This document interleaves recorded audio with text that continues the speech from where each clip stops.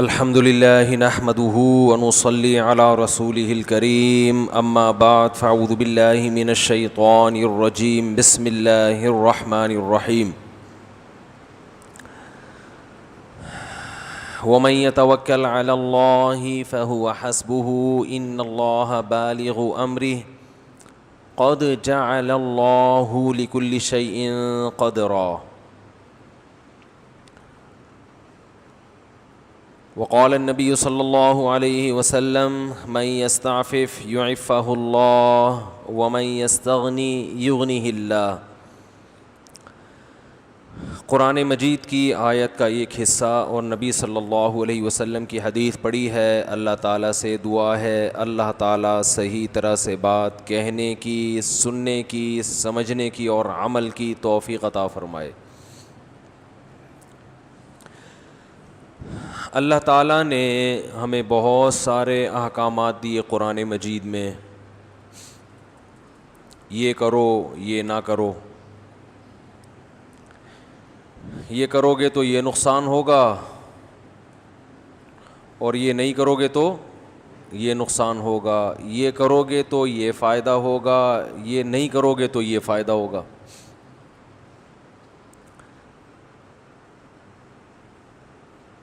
جب کوئی شخص آپ کو آرڈر دیتا ہے تو اس آرڈر کے دو طریقے ہوتے ہیں، یا تو وہ جلاد بن کے آپ کو کوئی حکم دیتا ہے کہ یہ کرو، آپ کہتے ہو سر میں یہ کیسے کر سکتا ہوں، تو کہتے ہیں مجھے صرف رزلٹ چاہیے، کیسے کرو گے اس کا آپ کو فائدہ ہوگا نقصان ہوگا، یہ میرا ہیڈ ایک۔ بولو بھائی نہیں ہوتا ہے نا، باس کے اس قسم کے بھی آرڈرز ہوتے ہیں۔ مثلاً آپ کی پیمنٹ کہیں پھنسی ہوئی ہے، فون کیا بھائی پیسے پہنچا دو، آرڈر ہے نا، سامنے سے جواب ملتا ہے سر میری نانی کی طبیعت خراب ہے،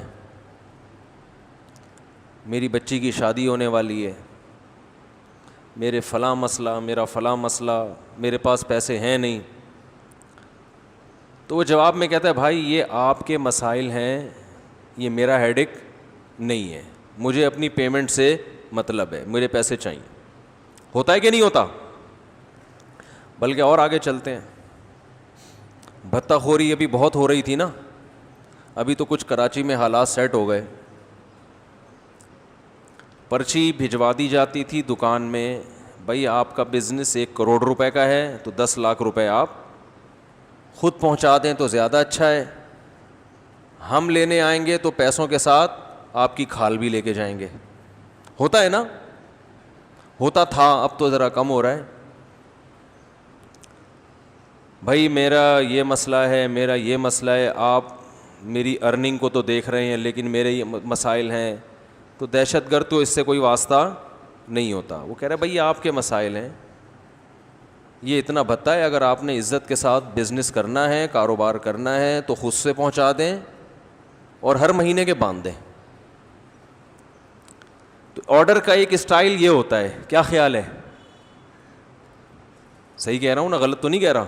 ایک آرڈر دینے کا اسٹائل یہ ہوتا ہے کہ تمہارے باپ کو بھی یہ کام کرنا ہے۔ ایک اسٹائل ڈاکٹروں کا ہوتا ہے، طبیبوں کا ہوتا ہے، وہ آپ کو کہتے ہیں بھائی دیکھو بڑا گوشت نہیں کھانا،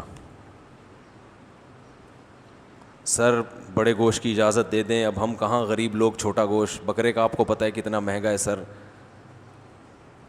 اور آپ کو پتہ ہے چکن کے بارے میں بھی لوگوں نے کچھ کہا ہوا ہے کہ یہ ہوتا ہے وہ واللہ عالم، تو سر اب بکرا میں کہاں کھا سکتا ہوں، تو ڈاکٹر بندوق نکال کے کنپٹی پہ نہیں رکھے گا۔ کیا خیال ہے بھائی؟ وہ دہشت گرد تو فوراً بندوق نکال دینے کا، دے رہا ہے یا کھال بھی دے گا اپنی ساتھ میں۔ وہ پہلے قربانی کی کھالیں لینے آتے تھے تو کہہ رہے تھے صرف گائے کی کھال دو گے یا اپنی بھی ساتھ میں دو گے؟ اگر صرف گائے کی کھال دینا چاہتے ہو تو خود ہی پہنچا دینا، اور اگر گائے کے ساتھ اپنی کھال دینے کی بھی خواہش ہے تو بول دو کہ نہیں دینی کھال ہم نے، گائے کی کھال ہم آپ کو، قربانی کی کھال ہم آپ کو نہیں دیں گے۔ تو اس کا مطلب ہماری ڈکشنری میں یہ ہے کہ آپ گائے کی تو دیں گے، ساتھ ساتھ اپنی بھی دینا چاہیے. یہ سٹائل ہوتا تھا دہشت گردوں کا. تو یہ سٹائل ہوتا ہے کس کا؟ دہشت گردوں کا, جلاد. ایک سٹائل ہے ڈاکٹر کا. ڈاکٹر بھی آپ کو کچھ چیزوں سے منع کرتا ہے, حکیم بھی منع کرتے ہیں. بھائی آپ نے بڑا گوشت بولو نا نہیں کھانا. آپ کہتے ہیں سر یہ میں کہاں سے چھوٹا گوشت, آپ خود سوچیں, میں ویسے ہی اتنا چھوٹا ہوں, چھوٹا گوشت خریدنے سے تو اور چھوٹا ہو جاؤں گا میں, کچھ طرز کھا لیں میرے اوپر. بکرے تو سارے صدقے کے نام پہ کٹ جاتے ہیں, اس لیے بکرے کا گوشت تو ویسے ہی مہنگا ہو گیا ہے. غریبوں میں راشن تقسیم کرنا, دالیں دینا, یہ تو صدقہ ہمارے معاشرے میں ختم ہو گیا. بکرے کو بھینٹ جب تک نہ چڑھائیں تو ان کا صدقہ کمپلیٹ ہوتا نہیں ہے. صدقے کے بکرے کے یہ ریٹ ہیں, نارمل بکرے کے یہ ریٹ ہیں. پھر وہ صدقے کا بکرا اتنا چھوٹا, اتنا مریل, وہ خود بیچارہ واجب التصدق ہوتا ہے کہ اس کے اوپر صدقہ کیا جائے. میں تو جب بھی گزرتا ہوں نا, پنجرے میں بکرے بند ہوتے ہیں, میں ساتھیوں سے کہتا ہوں یار میری طرف سے 5 روپے کا لوسن اس کو کھلا دینا یار. تو ڈاکٹر کو جب آپ کہتے ہیں کہ بڑا گوشت میں نہیں کھا سکتا, تو ڈاکٹر بندوق نکال کے کنپڑی پہ نہیں رکھتا کہ تیرے باپ کو بھی چھوڑنا پڑے گا. ایسے کرتا ہے ڈاکٹر, آپ کا خیر خواہ ہے. آپ جب اسے کہتے ہیں کہ بھائی میں ڈاکٹر صاحب میرے لیے بڑا گوشت چھوڑنا بڑا مشکل ہے, میں دنیا چھوڑ دوں گا, بڑا گوشت نہیں چھوڑ سکتا, میں دنیا چھوڑنے کے لیے تیار ہوں, پٹھان ہوٹل کے پراٹھے چھوڑنے کے لیے تیار نہیں ہوں. صحیح ہے نا. لوگ کہتے ہیں کہ بھائی وہ گھی والے پراٹھے ہیں, ہم بھی کھاتے ہیں, اللہ تعالیٰ حفاظت رکھے. سر میں دنیا چھوڑنے کے لیے تیار ہوں, میں حلوہ پوری پوریوں کی دکان پہ دیکھو, پراٹھا پھر بھی اچھا ہوتا ہے اللہ کے بندو. یہ جو ربڑ کی پوریاں ہیں نا یہ تو بالکل ہی بیڑا غرق کر رہی ہیں. حلوہ پوری صبح, سب چیزیں گھی میں, پورے گھی کے ڈبے کھا رہے ہیں حلوہ پوری کے نام پہ. خیر کھائیں, اپنے خرچے پہ کھا رہے ہیں. لوگ پھر بولتے ہیں میڈیکل سائنس میں بہت ٹانگ اڑانے لگے ہیں مفتی صاحب. تو آپ ڈاکٹر کو کہتے ہیں کہ میں دنیا چھوڑ سکتا ہوں, میں بریانی نہیں چھوڑ سکتا, میں حلوہ پوری نہیں چھوڑ سکتا, میں گول گپے نہیں چھوڑ سکتا. ابھی کل میں گیا اپنے پرانے دوست احباب سے ملنے, تو ہمارے ایک ریلیٹیو تھے, گٹکے سے ان کا انتقال ہو گیا. جوان تھے, بالکل 35 سال عمر ہوگی, میرڈ تھے, بچے بھی تھے ان کے. تو گٹکے سے نا کینسر ہوا منہ کا, بالآخر ان کا انتقال ہو گیا. تو ان کی جو اہلیہ تھیں وہ بھی ہمارے گھر والوں کے سے ان کا بھی تعلق تھا, دوستی تھی. تو میں وہاں ان کے ریلیٹیو سے پوچھ رہا تھا کہ وہ تو بیچاری بیوہ ہو گئیں اور ان کے بچے یتیم ہو گئے, بڑا ترس کھا رہا تھا نا. تو گٹکا کیسی خطرناک چیز ہے یوں کہہ رہا تھا میں. تو انہوں نے کہا کہ ان کی جو بیوہ ہے نا وہ میت پہ جب رو رہی تھی تو ان کے منہ میں بھی گٹکا تھا. کیا اسٹائل ہے بھائی. یعنی شوہر کا انتقال, میاں بیوی دونوں گٹکے کے عادی تھے. شوہر کی میت پڑی ہوئی ہے, بیوہ کو غم ہے, تو غم دور کرنے کے لیے استعمال کیا ہو رہا ہے؟ گٹکا. تسلیاں کہ اللہ تعالیٰ مغفرت فرمائے. ایک تو یہ تسلی ہوتی ہے نا, اللہ مغفرت فرمائے, بھائی سب کا ایک دن متعین ہے, موت تو برحق ہے, اور ابھی آپ ان سے جدا ہو گئی, یہ ہمیشہ کے لیے جدائی نہیں ہے, برزخ میں انشاءاللہ ملاقات ہو جائے گی. ان چیزوں سے اب تسلی لواحقین کو نہیں ہوتی. لواحقین کا غم اس قسم کے جملوں سے ہلکا. بولو نا, جملہ کمپلیٹ کرو بھائی. انا للہ و انا الیہ راجعون, دعا ان کو پڑھ کے سنائی جائے کہ بھئی ہم اللہ ہی کے لیے, ہم نے اللہ ہی کی طرف لوٹ کر جانا. یہ پہلے چلے گئے, آپ اس کے بعد آئیں گی. یہی جب بیوہ کوئی عورت ہو جاتی ہے یہی تسلی دی جاتی ہے نا. بھائی کہتے ہیں ہم ہیں نا, ہم ہیں نا, تمہارا میاں مر گیا تو ہم بھائی ہیں, ہم تمہیں سپورٹ کریں گے. محلے والے کہتے ہیں بھائی ہم ہیں, اپنے بچوں کا یتیم بچے اب ہمارے ہی بچے ہیں. ان چیزوں سے اب تسلی نہیں ہو رہی. تسلی ہو کس سے رہی ہے؟ بھائی گٹکا کھائیں گے تو دماغ کیا ہوگا؟ ریلیکس ہوگا. تو میں یہ کل کا واقعہ, یہ نہیں واقعہ تو پرانا ہے لیکن کل پتہ مجھے کل چلا ہے کہ انا للہ ہو گیا میاں کا, اور ہوا کس سے؟ گٹکے سے. اور بیوہ خاتون وہاں خواتین گواہی دے رہی ہیں کہ جب یہ میت پہ رو رہی تھی تو ان کے منہ میں بھی کیا تھا؟ گٹکا تھا. تو یہ عبرت ہے بھائی. یہ تو وہی میں کہہ رہا ہوں کہ لوگ کہتے ہیں بھائی دنیا چھوڑ دیں گے, حلوہ پوری نہیں چھوڑیں گے, گٹکے نہیں چھوڑیں گے. کئی کیسز آ چکے ہیں. خیر, تو ڈاکٹر کا جو اسٹائل ہوتا ہے, اب وہ یہ نہیں ہوتا کہ بندوق نکال لے کہ تو کیوں نہیں چھوڑے گا, تو کیسے نہیں حلوہ پوری چھوڑے گا. ڈاکٹر آپ کو موٹیویٹ کرے گا کہ دیکھو یہ تم کہہ رہے ہو نا کہ کھا کے مر جانا یہ بہتر ہے بھوکا رہ کے زندہ رہنے سے, یہ سب ڈائلاگ ہیں. گٹکے والے کو ڈاکٹر سمجھائے گا دیکھو جب کینسر ہوگا نا تمہیں تو چیخو گے چلاؤ گے, پھر یہ نہیں کہو گے چلو مر گئے تو کیا ہوا, پھر کہو گے یار یہ میں کیوں مر رہا ہوں, ابھی ساری دنیا زندہ اچھلتی کودتی گھوم رہی ہے, میں نہ کچھ کھا سکتا ہوں, میرا جبڑا کاٹ دیا ڈاکٹر, بڑی اذیت والی زندگی گزرے گی. تو ڈاکٹر اس طرح سے آپ کو موٹیویٹ کرے گا کہ نہیں کرے گا, کیونکہ وہ آپ کا خیر خواہ ہے. بے شک تھوڑی دیر کے لیے ہو, فیس دے رہے ہیں, لیکن اس وقت وہ بہرحال یہ شو کرے گا کہ میں آپ کا خیر خواہ ہوں, میں آپ کی بھلائی چاہتا ہوں, اگر وہ صحیح ڈاکٹر ہوگا. آپ کہہ رہے ہیں ڈاکٹر صاحب چھوٹا گوشت بہت مہنگا ہے میں نہیں کھا سکتا, میں تو بڑا ہی کھاؤں گا, تو ڈاکٹر کہے گا بھائی تھوڑا کھا لو, جتنی جیب اجازت دیتی ہے اتنا کھا لو, اور اگر چھوٹا نہیں کھا سکتے تو گوشت کھانا کوئی ضروری نہیں ہے, انڈا کھا لو, اس میں بھی بڑے زبردست پروٹین ہوتے ہیں. تو آرام سے اس کی حکمتیں مصلحتیں آپ کو بولتے کیوں نہیں بھائی, سمجھائے گا وہ. اور پھر یہ بھی بتائے گا بھائی یہ جو آپ کھاؤ گے نا بڑا گوشت سستے کے چکر میں, یہ آپ نہ چھوڑ دیں بڑا گوشت کھانا, میں ایک مثال دے رہا ہوں. بڑا کھائیں, اسلام نے حلال کیا, بڑا گوشت بھی چھوٹا گوشت بھی, جو ذائقہ بڑے میں ہے وہ چھوٹے میں نہیں ہے. نہاری بڑے کی بنتی ہے, بلکہ اونٹ کی بہت ہی بڑے کی بنتی ہے, وہ تو اونٹ کی بنتی ہے ٹھیک ہے نا, وہ چھوٹے موٹے بڑے کی بھی نہیں بنتی, وہ تو بہت بڑے کی بنتی ہے. تو وہ تو ڈاکٹر جس کو منع کرتے اس کی بات کر رہا ہوں میں. اور بچوں کو تو ویسے بھی بڑا گوشت کھلانا چاہیے, بچوں کے لیے تو بہت ہی مفید ہے. تو خیر میں ایک مثال دے رہا ہوں. تو ڈاکٹر سمجھائے گا کہ بھائی آپ سستے کے چکر میں اپنی صحت برباد نہ کریں. اب وہ آپ کو آلٹرنیٹ بتائے گا. پہلا تو یہ بڑے گوشت کے 10 آلٹرنیٹ بتا دے گا کہ انڈا کھا لو, اس میں بھی پروٹین ہوتے ہیں, پروٹین ہوتے ہیں, دودھ پی لو, یہ کر لو, وہ کر لو, چکن کھا لو, وغیرہ وغیرہ. اور پھر آپ کو نقصانات بھی بتائے گا کہ دیکھو یہ جو سستے کے چکر میں ابھی بڑا کھا رہے ہو پیسے بچانے کے لیے, تو دواؤں پہ جو خرچہ ہوگا نا وہ سارا یہاں نکل جائے گا. جب بلڈ پریشر کی دوائیں لے کر آؤ گے اور کولیسٹرول کم کرنے کے لیے دوائیں کھاؤ گے, پھر ڈاکٹر کی فیسیں, پھر ٹیکسی کا کرایہ, پھر رکشے کا کرایہ, وہ سب کیلکولیٹ کر کے دیکھو تو چھوٹا ہی پڑے گا وہ, ٹھیک ہے نا. وہ چھوٹے گوشت کا خرچہ ہی اس میں پورا ہوگا. تو یہ ڈاکٹر کا کام ہوتا ہے جب وہ کسی بات کا آرڈر دیتا ہے اور وہ یہ دیکھتا ہے کہ سامنے والے پر اس کا اثر نہیں ہو رہا, تو وہ اس کی حکمتیں بھی بتاتا ہے اور اس کے انجام سے بھی آپ کو ڈراتا ہے.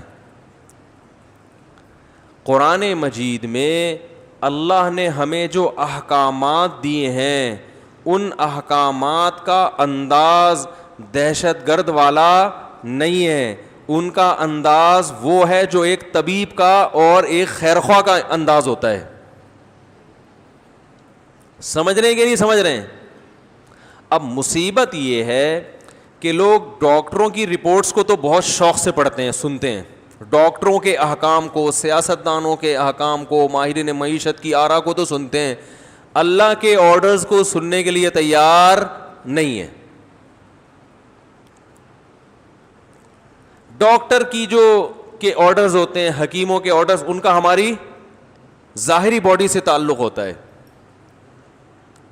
اللہ تعالیٰ کے جو احکام ہیں ان کا ہماری روحانی باڈی سے تعلق ہوتا ہے. معاشرے میں ایک اچھا انسان بنانے کے لیے جو احکامات ضروری ہیں وہ احکامات اللہ نے ہمیں دیے ہوتے ہیں, اور وہ قرآن کے علاوہ کوئی اور نہیں دیتا. آپ نے انگلش کا ایک لفظ سنا ہوگا نا, مینرز, کہ مینرز بھی کوئی چیز, بولو نا یار, اگر میں غلط پروناؤنس کر رہا ہوں تو مجھے بتا دیں. مینرز کہتے ہیں نا یار, کوئی مینرز بھی کچھ ہوتے ہیں. کیا آگے بڑھ گئے, ناڑا لٹک رہا ہے, اور ایسی کھانا شروع کر دیا, اور جناب وہ ہڈیاں اٹھا کے گیسٹ کے سامنے پھینک دیں, اور بات کرنے کی تمیز نہیں ہے. تو کہتے ہیں نا مینرز بھی بولو نا یار, کوئی چیز ہوتی. یہ مینرز کا لفظ یہ گوروں میں آیا کہاں سے پتہ ہے آپ کو؟ لفظ تو جہاں سے بھی آیا ہو, مینرز کا جو اتنا انہوں نے ہوا بنایا ہے کہ مینرز, یہ ہوا کیا ہے؟ ہوا یہ تھا کہ جب یورپ اور امریکہ جو گورے ہیں, گورے, انہوں نے مذہب کو اپنی ڈکشنری سے نکالا, تو مینرز کہاں چلے گئے؟ بولو نا بھائی, ارے بولو, اپنے منہ سے بولو, زور سے بولے نا. تیل لینے ہیں, زبردست بات کی. کیونکہ انسان دوسرے انسان کا خیال کرتا تھا کس کے کہنے سے؟ اللہ کے. بھائی اللہ کا حکم ہے اپنے سامنے سے کھاؤ, یہ کس نے سکھایا؟ اللہ نے سکھایا. حدیث میں آتا ہے کل مما یلیک, اپنے سامنے سے کھاؤ, صرف اپنا کھاؤ, دوسرے کا نہ کھاؤ. نبی صلی اللہ علیہ وسلم نے فرمایا جب ایک پلیٹ میں کچھ کھجوریں ہوں اور سب شریک ہوں تو ایک آدمی ایک وقت میں ایک سے زیادہ کھجور نہ اٹھائے. بھائی سب کا خیال کرو. آج مٹھی بھر کے اٹھا گیا, آخر میں گٹلیاں جمع کر کے سائڈ پہ رکھ دیں, تو 2 مٹھیوں میں آپ کا کام ہو گیا, اور اگلا. تو اتنی چیزیں جب سکھائی ہیں تو ظاہر ہے جو آدمی کھجور کھانے میں, مونگ پھلی کھانے میں اس کا خیال کرے گا کہ میں زیادہ نہ کھا لوں, تو وہ جائیدادیں کھائے گا. بولو نا بھائی, وہ جائیدادیں کھائے گا. وہ کیسے کھائے گا؟ وہ کہے گا چلغوزہ کھانا میرے لیے حلال نہیں ہے اپنی حیثیت سے زیادہ, اپنے حق سے زیادہ, تو میں جائیدادیں کہاں سے کھاؤں گا؟ یہ ساری چیزیں اسلام نے سکھائیں, اور اسلام سے پہلے عیسائیت نے سکھائیں. عیسائیت مسخ ہو گئی, یہودیت مسخ ہو گئی, لیکن جو پیغمبروں کی بیسک تعلیمات تھیں وہ تو بہرحال موجود تھی نا. بھائی حضرت عیسیٰ علیہ السلام کے وہ اقوال جن کا اخلاقیات سے تعلق تھا وہ تو بہرحال عیسائیوں میں آج بھی تھی, اب بھی ہیں, یہودیوں میں اب بھی ہیں. ہاں عبادات کا وہ باب جس میں ان کو ٹینشن ہوتی تھی کہ نماز پڑھنا, روزے رکھنا ٹینشن والا کام تھا نا. اسی طرح سود کھانا حرام ہے, یہ عیسائیت میں بھی حرام اور یہودیت میں بھی حرام. تو اس قسم کی چیزوں کو انہوں نے کیا کر دیا؟ غامدی جیسے لوگ پیدا کیے جنہوں نے کچھ گھمایا پھرایا, داڑھی واڑی نکال دی مذہب سے, اور اس ٹائپ کا کچھ ملغوبہ سے کہ لبرلز لوگوں کے لیے مذہب میں اٹریکشن پیدا ہو جائے. مذہب کو بچانے کے لیے کیا کیا؟ بجائے اس کے کہ لوگوں کو مذہبی بناتے, مذہب کو لوگوں کے مطابق ڈھال دیا گیا. اب بھی لوگ ہم سے کہتے ہیں داڑھی کے مسئلے میں اتنی سختی نہ کیا کریں مفتی صاحب, داڑھی کوئی فرض واجب نہیں ہے. میں کہتا ہوں بھائی داڑھی فرض واجب ہے. نبی صلی اللہ علیہ وسلم کا حکم ہے اعفوا اللحى وقصوا الشوارب, داڑھی بڑھاؤ, رکھنے کا نہیں ہے, بڑھانے کا ہے. تو بھئی پیغمبر کی حدیث ہے, البدایہ والنہایہ میں ہے کہ آپ صلی اللہ علیہ وسلم کی خدمت میں کچھ لوگ آئے جو کیسر و کسرہ سے تھے, ان کے ایلچی تھے, ان کے چہرے پہ داڑیاں نہیں تھیں. آپ صلی اللہ علیہ وسلم نے چہرہ انور کو ان کی طرف سے پھیر لیا, فرمایا ویلکم, تم تباہ ہو جاؤ, تمہیں ایسی صورت بنانے کا کس نے حکم دیا؟ انہوں نے کہا ہمیں ہمارے رب کسرا نے. آپ نے فرمایا میرے رب نے حکم دیا داڑیاں بڑھاؤ. تو اب ٹھیک ہے لوگ نہیں رکھ رہے, سعودی عرب میں تو بہت سے علماء نے وہاں کے مساجد کے امام نہیں رکھتے, مؤذن نہیں رکھتے. لوگ ہمیں کہتے ہیں وہ مکہ مدینہ کے لوگ زیادہ پڑھے لکھے ہیں آپ, یا آپ لوگ زیادہ پڑھے لکھے ہیں. تو ہم کہتے ہیں بھائی مکہ مدینہ کے علماء سے فتویٰ لے لو. اگر وہ ریٹن میں لکھ کے دے دیں کہ داڑھی بڑھانا لازم نہیں ہے تو ٹھیک ہے, وہ ریٹن میں کبھی لکھ کے دینے کے لیے تیار نہیں ہے. وہ مانتے ہیں کہ لازم ہے, اب عمل نہیں کر رہا کوئی. اگر ویسے تو وہاں بھی الحمدللہ جو صحیح علماء ہیں وہ داڑیاں رکھتے ہیں, لیکن اگر کوئی نہیں رکھ رہا تو اس کی وجہ سے اسلام کو تھوڑی چینج کیا جائے گا. بھائی لوگ کہتے ہیں ہمیں آفس میں مشکلات پیش آتی ہیں, نوجوان کہتے ہیں ہم داڑھی رکھیں گے رشتہ نہیں ملے گا. تو بھائی رشتہ ملنا نہ ملنا یہ آپ کی ہیڈیک ہے, اس کی وجہ سے اسلام چینج نہیں ہوگا. آپ کو رشتہ دیندار کا جب ملے گا جب آپ کے چہرے پہ داڑھی ہوگی. رشتے تو مل جائیں گے, فرشتے جیسے رشتے ملیں گے آپ کو. خیر, تو یہود و نصارہ نے ان کے ہاں بھی کیا تھا کہ ان کے بھی پادری بتایا کرتے تھے یہ جائز ہے یہ ناجائز ہے, یہ الاؤڈ ہے یہ ناٹ الاؤڈ. زنا حرام تھا, شراب کیا تھی؟ حرام تھی, عیسائیت میں بھی اور یہودیت میں بھی.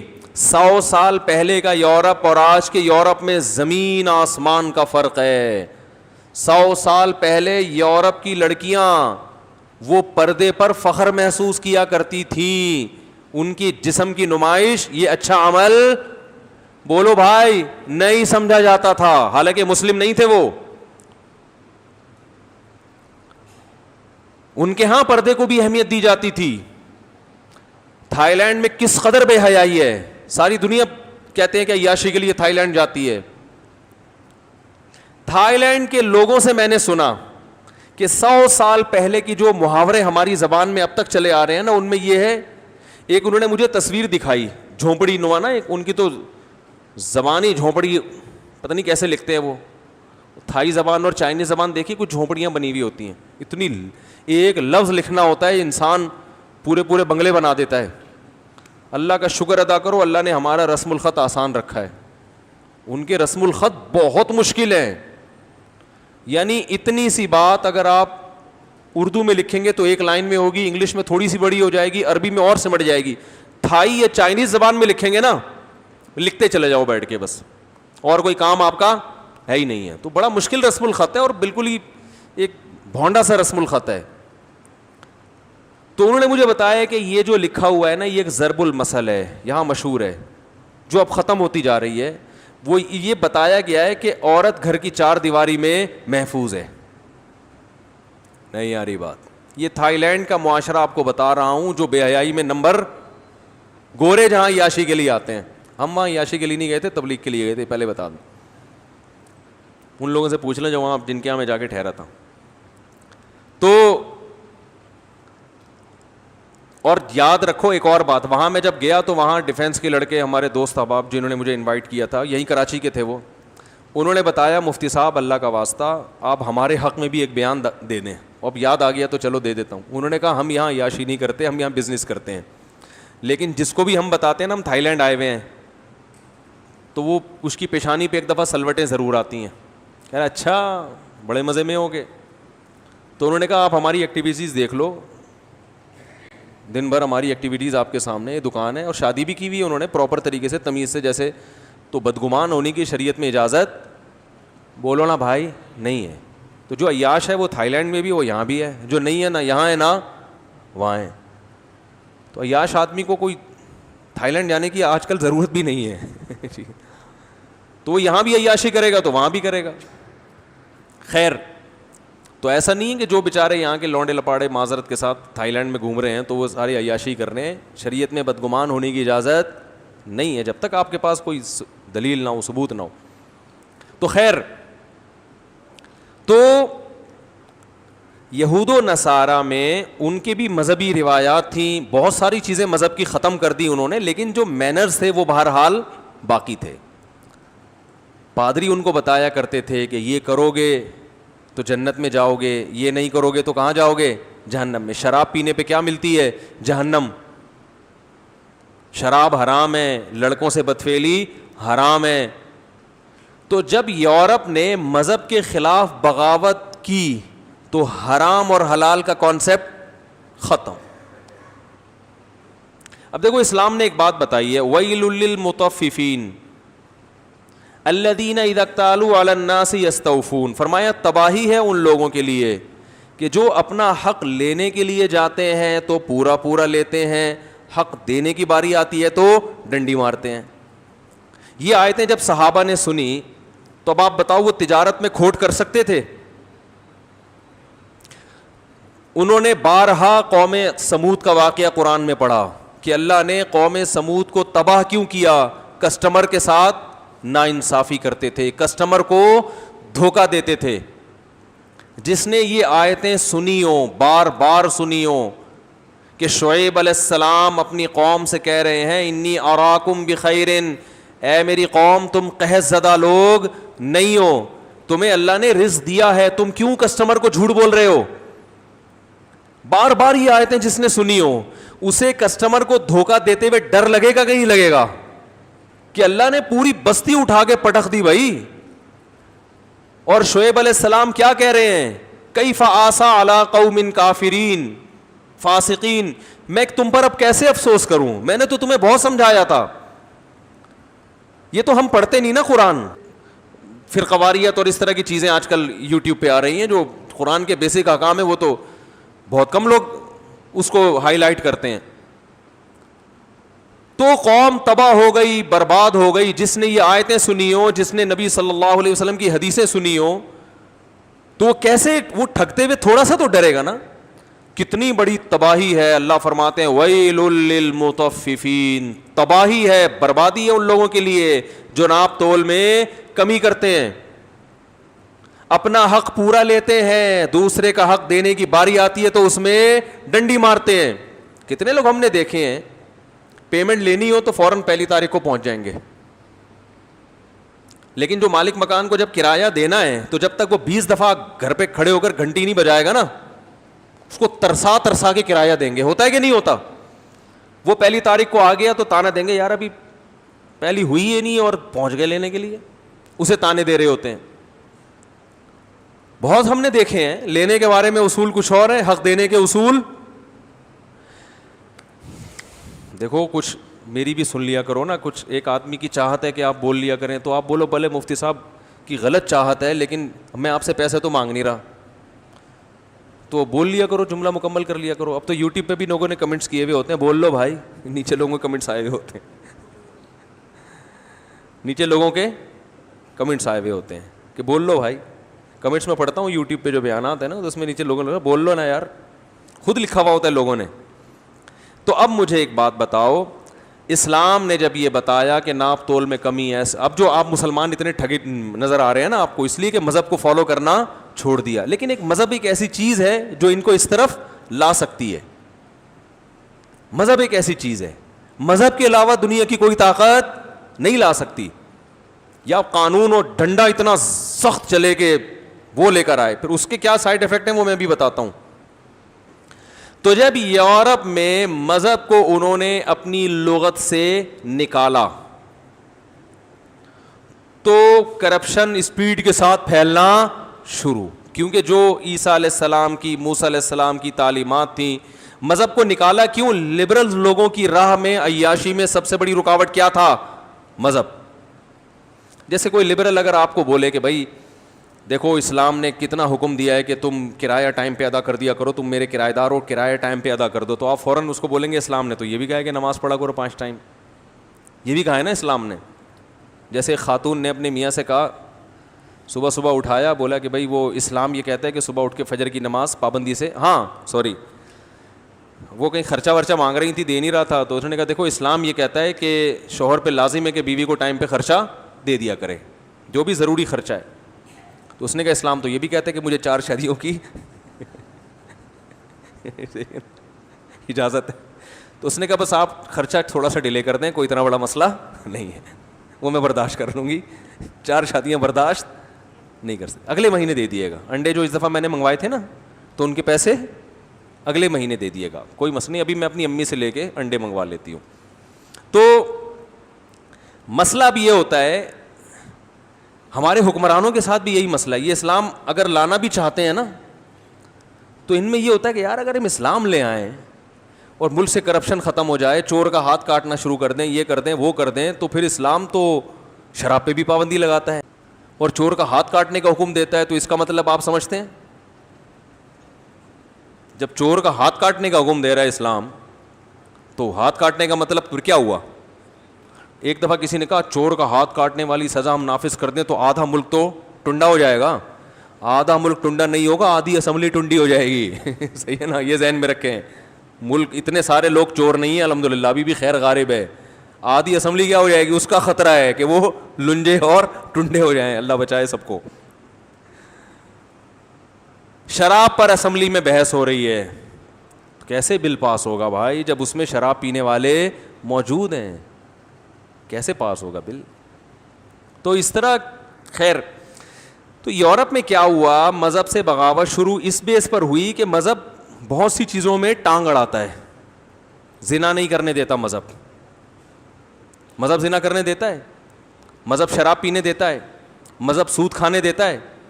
مذہب کہتا ہے جب آپ نے غریب کو پیسہ دیا ہے تو پیسہ دے کے بھول نہیں جاؤ کہ اس کو فائدہ ہو نقصان ہو, اس نے اتنے پیسے دینے ہیں, اس کو فائدہ ہوگا تو آپ کا پروفٹ بڑھے گا, اس کو نقصان ہوگا تو آپ کو بھی نقصان ہوگا. اس سے پیسے کا جو ڈسٹریبیوشن ہے وہ معتدل رہتی ہے, ورنہ ایک ہی کو نقصان ہوتا رہے گا, انویسٹر تو پیڑے کھاتا رہے گا بیٹھ کے, وہ پیسے سے پیسہ چھاپتا رہے گا. تو اب یہ چیزیں چونکہ رکاوٹ بن رہی تھیں تو انہوں نے کہا یار یہ مذہب کو نہیں. اور پھر دوسرا ان کا مذہب بھی تحریف شدہ تھا نا, بہت سی چیزوں میں پادریوں نے بلا وجہ بھی ٹانگ اڑانا شروع کر دی تھی, حالانکہ وہاں مذہب رکاوٹ نہیں ڈالتا. جیسے ہمارے ہاں بھی بعض جو بہت ہی ایسے لوگ ہوتے ہیں جو اسلام کا امیج دنیا کے سامنے خراب کر رہے ہوتے ہیں, اسلام نے بعض چیزوں پہ پابندی نہیں لگائی ہوتی, وہ ان کا اپنا مزاج ہوتا ہے تو وہ پابندی لگا رہے ہوتے ہیں.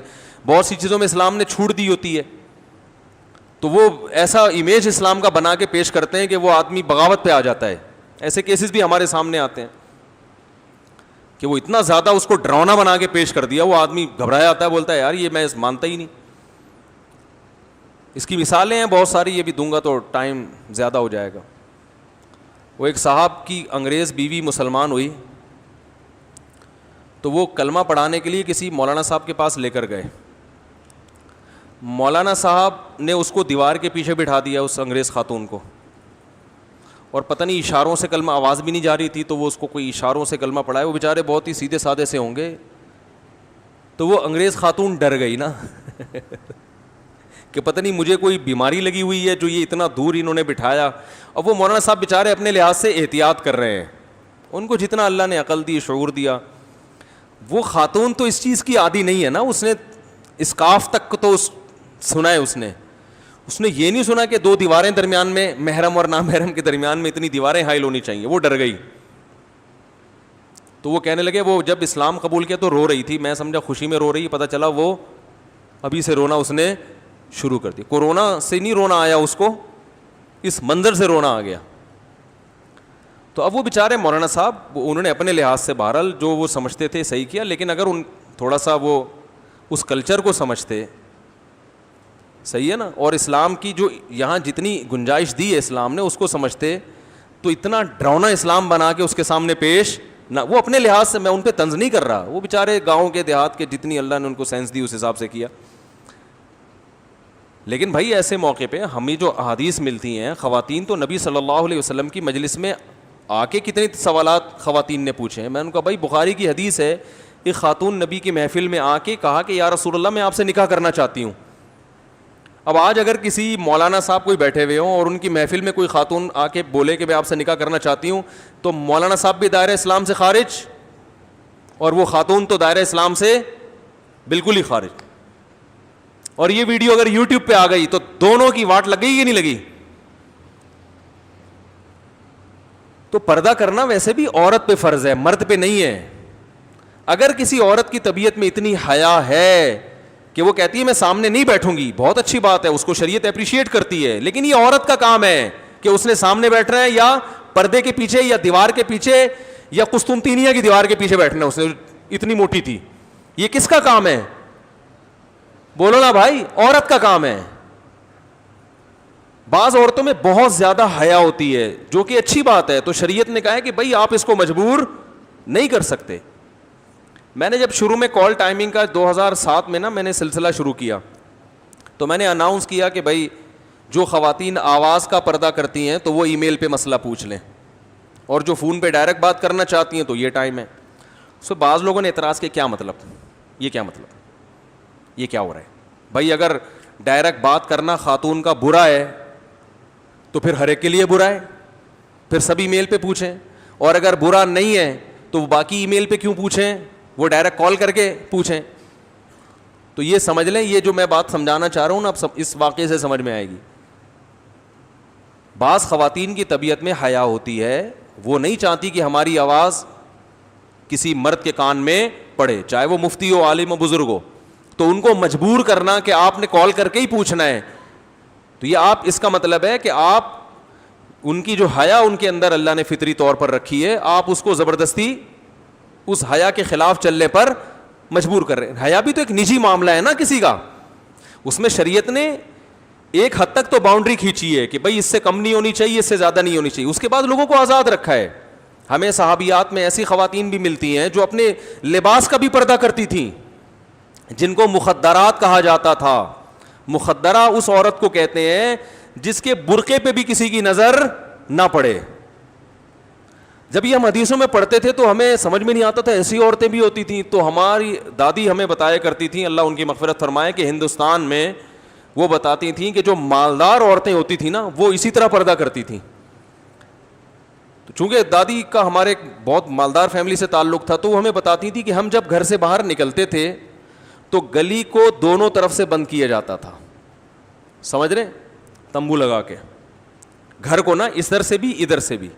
پھر ڈولی میں بیٹھتے تھے اور وہ ڈولی اٹھا کے, بھائی گدھے گھوڑوں پہ سفر نہیں, جو عورتیں ہیں نا وہ اس طرح کرتی تھیں سفر, پھر اس ڈولی کو بٹھا کے گدھا گاڑی پہ رکھیں یا بیل گاڑی پہ رکھیں یا جہاں بھی لے جا کے رکھیں. تو بڑے گھروں میں یہ علامت سمجھی جاتی تھی, یہ فخر کیا جاتا تھا, بھائی ان گھر کی عورتیں ایسے پردہ کرتی ہیں کہ ان کے لباس پہ بھی کسی کی نظر نہیں پڑتی. تو اس میں اگر کوئی حرج نہ ہو تو اس میں کوئی گناہ نہیں ہے.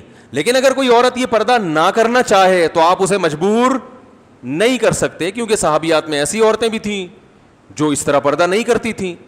تو ایک تو واجب پردہ ہے, اس کی تو شریعت نے حکام بیان کر دی ہے, اس سے اوپر کیا ہے, مستحب ہے, غریبی ہے. تو اگر کسی کوئی حرج واقع نہ ہو رہا ہو تو عورت جتنا مرضی پردہ کر لے, شریعت نے اس پہ پابندی نہیں لگائی. ہاں وہاں لگائی ہے جہاں کوئی حرج ہو رہا ہے.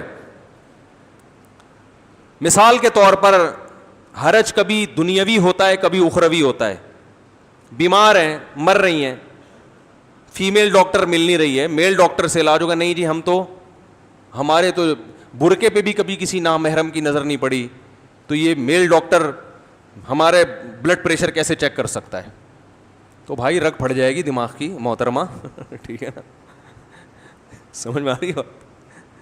اب یہی فی الحال یہی ڈاکٹر ملا ہے ہمیں. تو اب یہاں کیا ہوگا کہ یہ حیا ایسی ہے جس سے فائدے کے بجائے کیا ہو رہا ہے, نقصان ہو رہا ہے نا, جسم کو نقصان ہو رہا ہے. تو یہاں پھر اپریشیٹ نہیں کیا جائے گا اس حیا کو, یہ ضرورت ہے ایسے موقع پہ. اسی طرح حیا بعض دفعہ رکاوٹ بنتی ہے شرعی حکم کو پورا کرنے میں. سفر کر رہی ہیں کوئی خاتون, ڈولی میں بیٹھی ہوئی ہیں, فار ایگزامپل نماز کا ٹائم ہو گیا, زمین ڈولی میں تو کھڑے ہونے کی جگہ نہیں ہوتی نا, اور وہ کھڑے ہو گئے سارے ڈولی اٹھانے والے وہ سارے بیٹھ جائیں گے پھر, ٹھیک ہے نا. نماز کا ٹائم ہو گیا, ٹرین میں سفر ہو رہا ہے, جہاز میں سفر ہو رہا ہے, نماز کا ٹائم ہو گیا. اب شریعت کہتی ہے بھائی جاؤ وضو کرو, چہرہ دھو اور تمیز سے نماز. نہیں جی ہمیں شرم آ رہی ہے, ایکچولی اتنے سارے جینٹس اور اتنے مردوں کے بیچ میں کیسے نماز پڑھوں گی, میں تو بہت شرم والی ہوں, میرے تو آج تک ناخن کسی نامحرم نے نہیں دیکھا. اور بھائی جاؤ تمیز سے جا کے وضو کرو, اور وضو کے لیے چہرہ بہرحال کھولنا پڑتا ہے. تو جتنا پردے کا انتظام ہوگا لیکن آپ کو نماز پڑھنی پڑے گی. سمجھ میں نہیں آ رہی, میرا خیال ہے بات آ رہی ہے کہ نہیں آ رہی ہے. تو وضو بھی کرنا پڑے گا, چاہے جگہ کہیں نہ ہو تو مردوں کے بیچ میں کھڑے ہو کے نماز پڑھنی پڑے گی. تو جو فرائض واجبات ہیں, چاہے وہ دنیا کے لحاظ سے ہوں چاہے وہ آخرت کے لحاظ سے, ان کو فوکس, ان کو پورا کر کے پھر جتنی مرضی حیا ہو, شریعت نے پابندی نہیں لگے. ہاں اسی طرح کوئی بچی شادی ہو کے سسرال چلی جاتی ہے, اس کی طبیعت میں اتنی حیا, ایک تو شرعی پردہ دیور سے جو فرض درجہ ہے وہ پورا کرنا, وہ تو لازمی کرنا پڑے گا. ایک اتنی حیا اس کے اندر ہے, ایکچولی میرے تو برقعے پہ کسی نامحرم کی نظر نہیں پڑی, تو میرے دوپٹے پہ اگر دیور کی نظر پڑ گئی تو میں تو برداشت نہیں کر سکتی, لہذا کنڈی لگا کے, کنڈی میں ایلفی ڈال کے کمرہ بند کر کے بیٹھ گئی. اب ساری بہویں مل جل کے گھر میں کام کر رہی ہیں, افطاری بنا رہی ہیں, ایک کے ذمہ پکوڑے بنانا ہے, ایک کے ذمہ سموسے بنانا ہے. انہوں نے کنڈی لگائی ہوئی ہے, اس میں کیا ڈالا ہوا ہے, ایلفی. کہ میری جو حیا ہے نا وہ مفتی طارق مسعود صاحب کی جو دادی تھی نا ان جیسا پردہ میں کرتی ہوں کہ دونوں طرف کناتے لگا کے ڈولی میں بٹھایا جاتا ہے. تو ہمارا پردہ ایسے ہوگا. اب ڈولی تو نہیں ہے, یہ کمرہ ہے, ایلفی ڈال دی, پورا گھر ڈسٹرب ہو رہا ہے. بھائی تم پیڑے کھانے کے لیے ہو, یہاں پر آئی ہو, بس وہ کنڈی کھلے گی, یہاں سے سموسہ پارسل کیا اپنے حصے کا. تو جب ایک گھر میں رہتے ہیں تو گھر کے کام کاج میں سب کو مل جل کے شریک ہونا پڑتا ہے. ایسی صورت میں اس بہو سے کہا جائے گا بھائی جو واجب پردہ ہے, فرض پردہ ہے, وہ تو کرنا پڑے گا, جو مستحب ہے اس کو کیا کرو, چھوڑ دو, کیونکہ اس سے گھر میں فساد ہو رہا ہے, لڑائیاں ہو رہی ہیں. باقی بہویں کہیں گی یہ پیڑے کھانے کے لیے آئی ہے, ہم یہاں یہ کچھ بھی نہیں کرتی. 12 گھنٹے سوتی ہیں, اور 12 گھنٹے اس لیے سوتی ہیں کہ وہ مزید 12 تاکہ آرام سے سویا جا سکے, ٹھیک ہے نا. جیسے وہ سوڈانیوں کے بارے میں سنا نا کہ وہ صبح اٹھ کے سب سے پہلے آرام کرتے ہیں, سب سے پہلا کام ان کا کیا ہوتا ہے؟ آرام کرنا.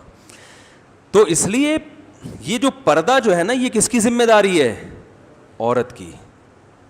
مرد کو شریعت نے پردے کا مکلف نہیں بنایا ہے, مرد کو یہ کہا ہے کہ کسی پر غلط نظریں مت ڈالو. تو اگر کوئی عورت کسی مرد کے پاس آتی ہے, تنہائی میں نہیں, تنہائی میں عورت اور مرد کا اجتماع اسلام میں کیا ہے؟ حرام ہے. اس میں فتنے کا اندیشہ ہو یا نہ ہو, کسی تنہائی میں آپ کسی اور جوان عورت کے ساتھ نہیں مل سکتی, کتنے بڑے بزرگ ہوں آپ. ویسے اگر کوئی عورت ملنے کے لیے آتی ہے تو وہ نبی صلی اللہ علیہ وسلم کے پاس بھی آیا کرتی تھی. دیکھیے نبی صلی اللہ علیہ وسلم نے حجۃ الوداع کے موقع پر کیا ہوا ہے کہ آپ صلی اللہ علیہ وسلم کے پیچھے سواری پہ فضل ابن عباس رضی اللہ تعالیٰ عنہ بیٹھے ہوئے تھے, بالکل جوان تھے, خوبصورت تھے. ایک بوڑھا اپنی جوان بیٹی کو لے کر آیا کوئی مسئلہ پوچھنے کے لیے, تو حضرت فضل ابن عباس جو ہے نا اس بچی کی طرف, لڑکی کی طرف دیکھنے لگے. تو آپ صلی اللہ علیہ وسلم نے بڑی محبت سے ان کا چہرہ جو ہے نا اپنے ہاتھوں سے یوں کر کے ادھر گھما دیا, ٹھیک ہے نا, کہ ادھر نہیں دیکھو. اور آپ نے کیا الفاظ ارشاد فرمائے؟ رأیت الشاب والشابۃ فخفت علیہما, میں نے ایک جوان لڑکا دیکھا اور جوان لڑکی, مجھے دونوں پہ خطرہ ہوا.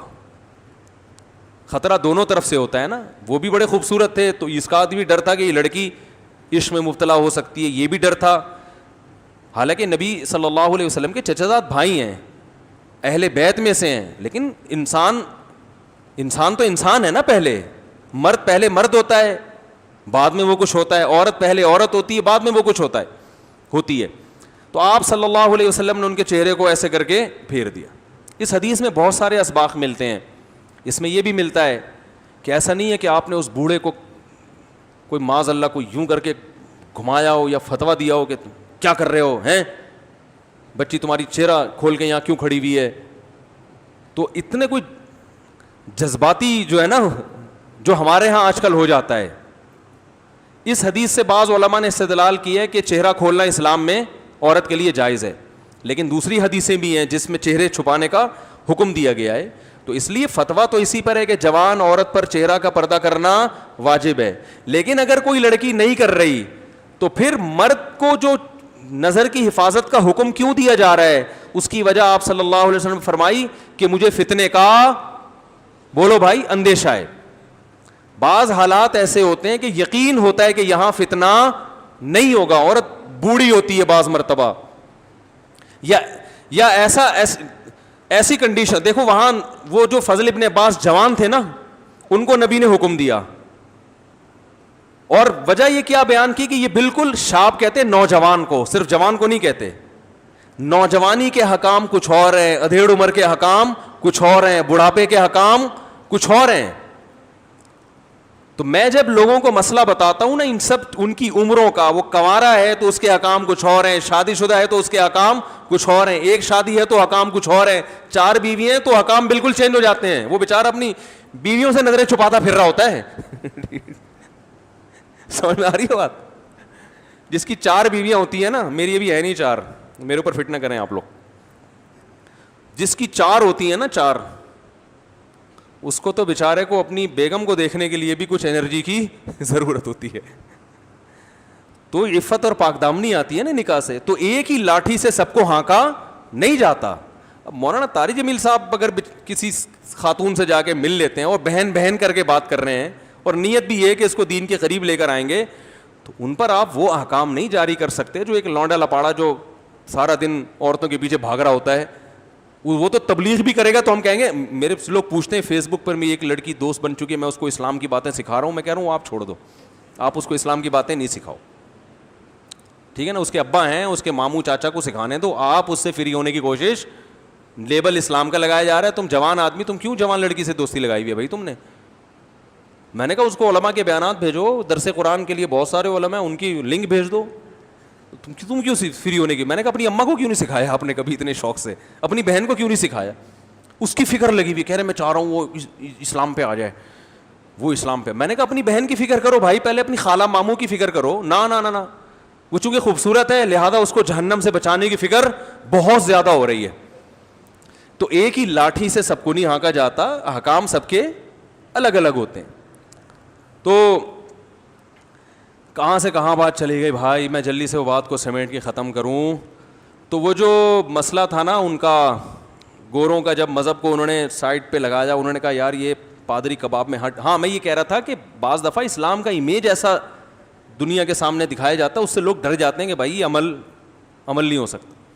ایک صاحب نے کہا کہ میں ملٹی نیشنل کمپنی میں جاب کے لیے گیا انٹرویو دینے کے لیے، تو خاتون انٹرویو لے رہی تھی، تو ہم نے سنا ہوا تھا نظریں نیچی رکھنی چاہیے، تو نظر اٹھائی نہیں، تو وہ اس نے فیل کر دیا نا کہ اس کو بات کرنے کا ایٹیٹیوڈ نہیں ہے، مینرز نہیں ہے. تو کہنے لگے میں نے وہ بد نظری کے خلاف بیانات اتنے سنے تھے. تو میں نے کہا دیکھو جوان عورت کو دیکھنا کوئی اچھے لوگوں کا کام نہیں ہے، لیکن آپ وہاں لڑکی دیکھنے تھوڑی گئے تھے سمجھ رہے ہیں، وہ لڑکی دیکھنے تھوڑی گئے تھے، آپ وہاں انٹرویو دینے کے لیے گئے تھے. تو انٹرویو میں تو یہ ہوتا ہے کہ سامنے بات کی جاتی ہے، تو دل کی حفاظت کرتے، بہن سمجھتے اس کو، انٹی تو سمجھتے لیکن کہتے نہیں، ورنہ وہ ہمیشہ کے لیے فیل کر دیتی ہے آپ کو. تو یہ گنجائش ہے. میں نے کہا بھائی مجبوری کے حکام. اب ایک آدمی وہ زیور بیچ رہا ہے، جیولری کی دکان ہے، وہ انٹی کو دیکھ ہی نہیں رہا، تو انٹی تو ہاتھ صاف کر کے بعد میں کیمرے میں دیکھ رہا ہے، تو کیمرے میں بھی تو دیکھے گا ہی نا انٹی کو. تو بہت سی انٹیاں وہ کیا کرتی ہیں، دکاندار دیکھ نہیں رہا تو ادھر سے چیزیں صاف ہو رہی ہیں ان کی. تو میں نے کہا تاڑ کے دیکھنا یا غلط نیت سے دیکھنا بری حرکت ہے، لیکن جہاں ضرورت ہوگی تو وہاں دیکھنے کی شریعت نے گنجائش دی ہے، اجازت دی ہے، وہ اس میں حرج نہیں ہے. لیکن وہی بات ہے، یہ باتیں کہتے ہوئے ڈر بھی لگتا ہے کہ لوگ اس سے ناجائز فائدہ نہ اٹھانا شروع کر دیں. تو بھائی دیکھو اصل یہی ہے کہ نظر کی حفاظت کرنی ہے. قل للمؤمنین یغضوا من ابصارہم، اللہ فرماتے ہیں مومنین سے کہیں اپنے نظروں کی حفاظت کریں. اس سے کیا ہوگا، ویحفظوا فروجہم، اپنی شرمگاہیں بھی ان کی محفوظ رہیں گی. جتنے بھی بڑے بڑے گناہ ہیں ان کی ابتدا کہاں سے شروع ہوتی ہے، بد نظری سے. جس نے یہیں بریک لگا لی وہ آگے گناہوں سے بچ جائے گا، اور جس نے یہاں بریک نہ لگائی وہ آگے بڑے بڑے گناہوں میں پڑتا ہے. تو ان گنجائشوں کا کوئی ناجائز فائدہ نہ اٹھانا شروع کر دے اور حرام کی طرف نہ جانا شروع ہو جائیں. تو اللہ دلوں کے حالات کو جانتا ہے، اس لیے قرآن میں اللہ نے کہہ دیا یعلم خائنۃ الاعین وما تخفی الصدور. اللہ دلوں کی خیانتوں کو بھی جانتا ہے، اور آنکھوں کی خیانت کو بھی جانتا ہے، اور سینوں کے بھیدوں کو بھی جانتا ہے. تو غلط ہی ہوتا ہے، اس کو کبھی صحیح نہیں کہا جا سکتا. تو خیر انہوں نے کیا کیا اپنی ڈکشنری سے، یہ میں نے بیان شروع کہاں سے کیا تھا، میں وہ آرڈر کے میں حکام کس میں بیان کر رہا تھا نا، جلدی سے سمیٹتا ہوں. وہ تو اللہ تعالیٰ نے، ہاں وہ میں بتا رہا تھا، گوروں نے جب مذہب کو نکالا نا، پادریوں کو بھی سائڈ پہ لگا دیا. دو وجہ سے، ایک تو یہ کہ مذہب بہت سی چیزوں میں عیاشیوں میں رکاوٹ بن رہا تھا، دوسرا یہ کہ وہ ظاہر ہے وہ مذہب کا انہوں نے اتنا بھیانک امیج بنایا ہوا تھا کہ وہ ویسے ہی فالو کرنے کے قابل تھا نہیں، وہ بہت خطرناک تھا. جیسے ہمارے بعض لوگ مذہب کو اتنا ڈراؤنا بنا کے پیش کرتے ہیں کہ انسان کہتا ہے معاشرے میں، اب جس کو یہ بتا دیا ملٹی نیشنل کمپنی میں جو خاتون بیٹھ اس کو دیکھنا ہی جائز نہیں ہے، تو وہ تو بیچارہ 2-4 انٹرویو میں فیل ہوا، وہ تو پھر گیا نا کام سے، وہ تو پھر وہ کچھ کر ہی نہیں سکے گا. نتیجہ بغاوت کی صورت میں ظاہر ہوتا ہے. وہ کہہ رہے جب مذہب کو فالو کرنا ممکن ہی نہیں ہے تو جتنا فالو کر رہا ہوں اسے بھی چھوڑ دو. ماں باپ کی اطاعت جب بتائی جاتی ہے کہ ماں باپ کو فالو کرنا ہے، اطاعت کرنی ہے، اطاعت کو بعض دفعہ اس میں اتنا مبالغہ کر دیا جاتا ہے کہ بعض چیزیں ایسی ہیں جہاں ماں باپ کو اولاد پہ زبردستی کی اجازت نہیں ہے. اگر آپ وہ گنجائشیں نہیں بتائیں گے، ایک ہی رخ بتائیں گے، تو اولاد بغاوت پہ اتر آتی ہے. وہ کہتی ہے بھائی ہم اسلام کو فالو نہیں کر سکتے، اسلام نے والدین کے اتنے زیادہ حقوق بیان کر دیے کہ ہماری اپنی پرسنل لائف تو اب کسی کام کی رہی نہیں ہے. تو پورا علم بعض دفعہ نہیں ہوتا، ایک پہلو دکھایا جاتا ہے، دوسرا نہیں دکھایا جاتا. ہم جیسے ناقص علم والے لوگ، تو اس کا نقصان یہ نکلتا ہے کہ مذہب سے پھر انسان بغاوت پہ اترتا ہے. تو یہی ہوا، یہودیت اور عیسائیت کا جو منظر پادریوں نے پیش کیا، جو اصل عیسائیت نہیں تھی، اس کی وجہ سے بھی جو لبرلز تھے وہ مذہب سے باغی ہونا شروع. اب جب مذہب کو انہوں نے نکالا ہے تو مینرز کہاں چلے گئے بھائی؟ اب تو بولنا پڑے گا نا، تیل لینے. اب وہ آخرت کا خوف کہ میں فیکٹری میں ملازم کیا میں کام پورا کروں، تنخواہ تو پوری لے رہا ہوں، کام بھی ذمہ داری سے پوری کروں، تو اس نے وہ کام پورا کرنا چھوڑ دیا. اس نے کہا یہ جو فیکٹری کا مالک ہے نا، اس کمبخت نے مجھے اپنے فائدے کے لیے رکھا ہوا ہے، تو جہاں مجھے اپنا فائدہ ملے گا میں اپنا فائدہ اٹھاؤں گا، جہاں اس کو اپنا فائدہ ہوگا. یہ کوئی زکوٰۃ خانہ نہیں ہے، یہ صحیح ہے نا، یہ کوئی خیراتی ادارہ نہیں ہے، یہ اپنے فائدے کے لیے رکھا ہے اس نے مجھے. تو چوریاں اور کرپشن اور جھوٹ، یہ چیزیں جب شروع ہوئیں تو پھر انہوں نے اس پہ ورک شاپس کروانا شروع کی. مینرز بھی کچھ کوئی چیز ہوتی ہے, دیانتداری سے کام کرنا چاہیے, یہ کرنا چاہیے, اس سے یہ ہوتا ہے, اس وغیرہ وغیرہ وغیرہ. لیکن چونکہ اس کے پیچھے آخرت نہیں تھی, اس کے پیچھے فیکٹری کے مالک کے اپنے مفاد تھے کہ میری فیکٹری ترقی کرے. مجھے ایک دفعہ ایک صاحب لے گئے کہ اپنی فیکٹری میں میرا بیان کروایا کہ ان سے بولیں تمیز سے کام کیا کرے نا, اس کے بڑے قیامت کے دن ثواب ملے گا اس پہ. تو میں نے بیان کیا, بھائی دیکھو ذمہ داری سے اپنی مزدوری پوری کیا کرو, یہ کیا کرو, بہت ثواب ملے گا, اور باس کی بھی ذمہ داری ہے کہ وہ تنخواہیں ٹائم پہ دے دیا کرے. آئی بات سمجھ میں؟ اور کچھ غریبی بھی کبھی کبھار بولو نا دے دیا کرے. تو وہ اس طرح پہ پھر لوگ کہتے ہیں یہ کیا ہو رہا ہے بھائی, یہ تو مسئلہ کیا ہو رہا ہے. اچھا وہ کہہ رہے تھے ان کو کہیں کچھ خود سے بھی کر دیا کریں بغیر تنخواہ کے, یعنی فیکٹری کو ترقی دینے کی دل و جان سے کوشش کریں, دل و جان سے. تو میں نے کہا یہ دل و جان سے کوشش کیوں کریں گے؟ ثواب کے لیے نا, اللہ راضی ہوگا نا تبھی تو کوئی کوشش کرے گا. یار باس کا حق تو نہیں ہے, لیکن میں اچھا اس کو اور ترقی کرے, میں ایک اچھا ملازم ثابت ہوں گا, قیامت میں اجر ملے گا. تو میں نے کہا اجر جب اس کو ملے گا تو آپ ان کی سیلری بڑھا دیں گے تو آپ کو بھی بہت زیادہ اجر بولو بھائی ملے گا. تو ہوا یہ گوروں میں کہ انہوں نے کیا کیا, یہ مینرز ٹوپی ڈرامے چلا کے نا کچھ ایسے ورڈ اور ورک شاپیں شروع کروا دیں, صرف اس لیے کہ ہماری فیکٹری کیا کرے گی, ترقی کرے گی, کمپنی مضبوط ہوگی. اپنا معاملہ ان کا ویسے کا ویسے ہی رہا. اب مثال کے طور پر دنیا میں جتنی بڑی طاقتیں ہیں, مینرز اخلاقیات بہت بولتے ہیں نا یہ لوگ, اپنے اخلاق کا عالم دیکھو. عراق کا بیڑا غرق کیا کہ نہیں کیا؟ یہ اخلاق ہیں صرف تیل حاصل کرنے کے لیے.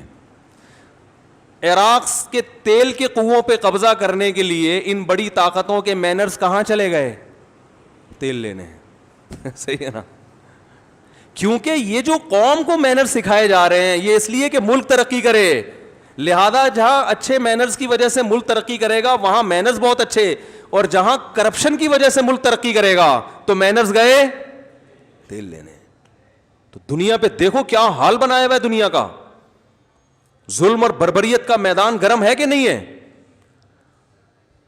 پوری دنیا سے خون چوسا جا رہا ہے. کتنے بچے عراق میں, ان کا حالت دیکھو, بیچاروں کو بھوکے مر رہے ہیں, کوئی پوچھنے والا ہے؟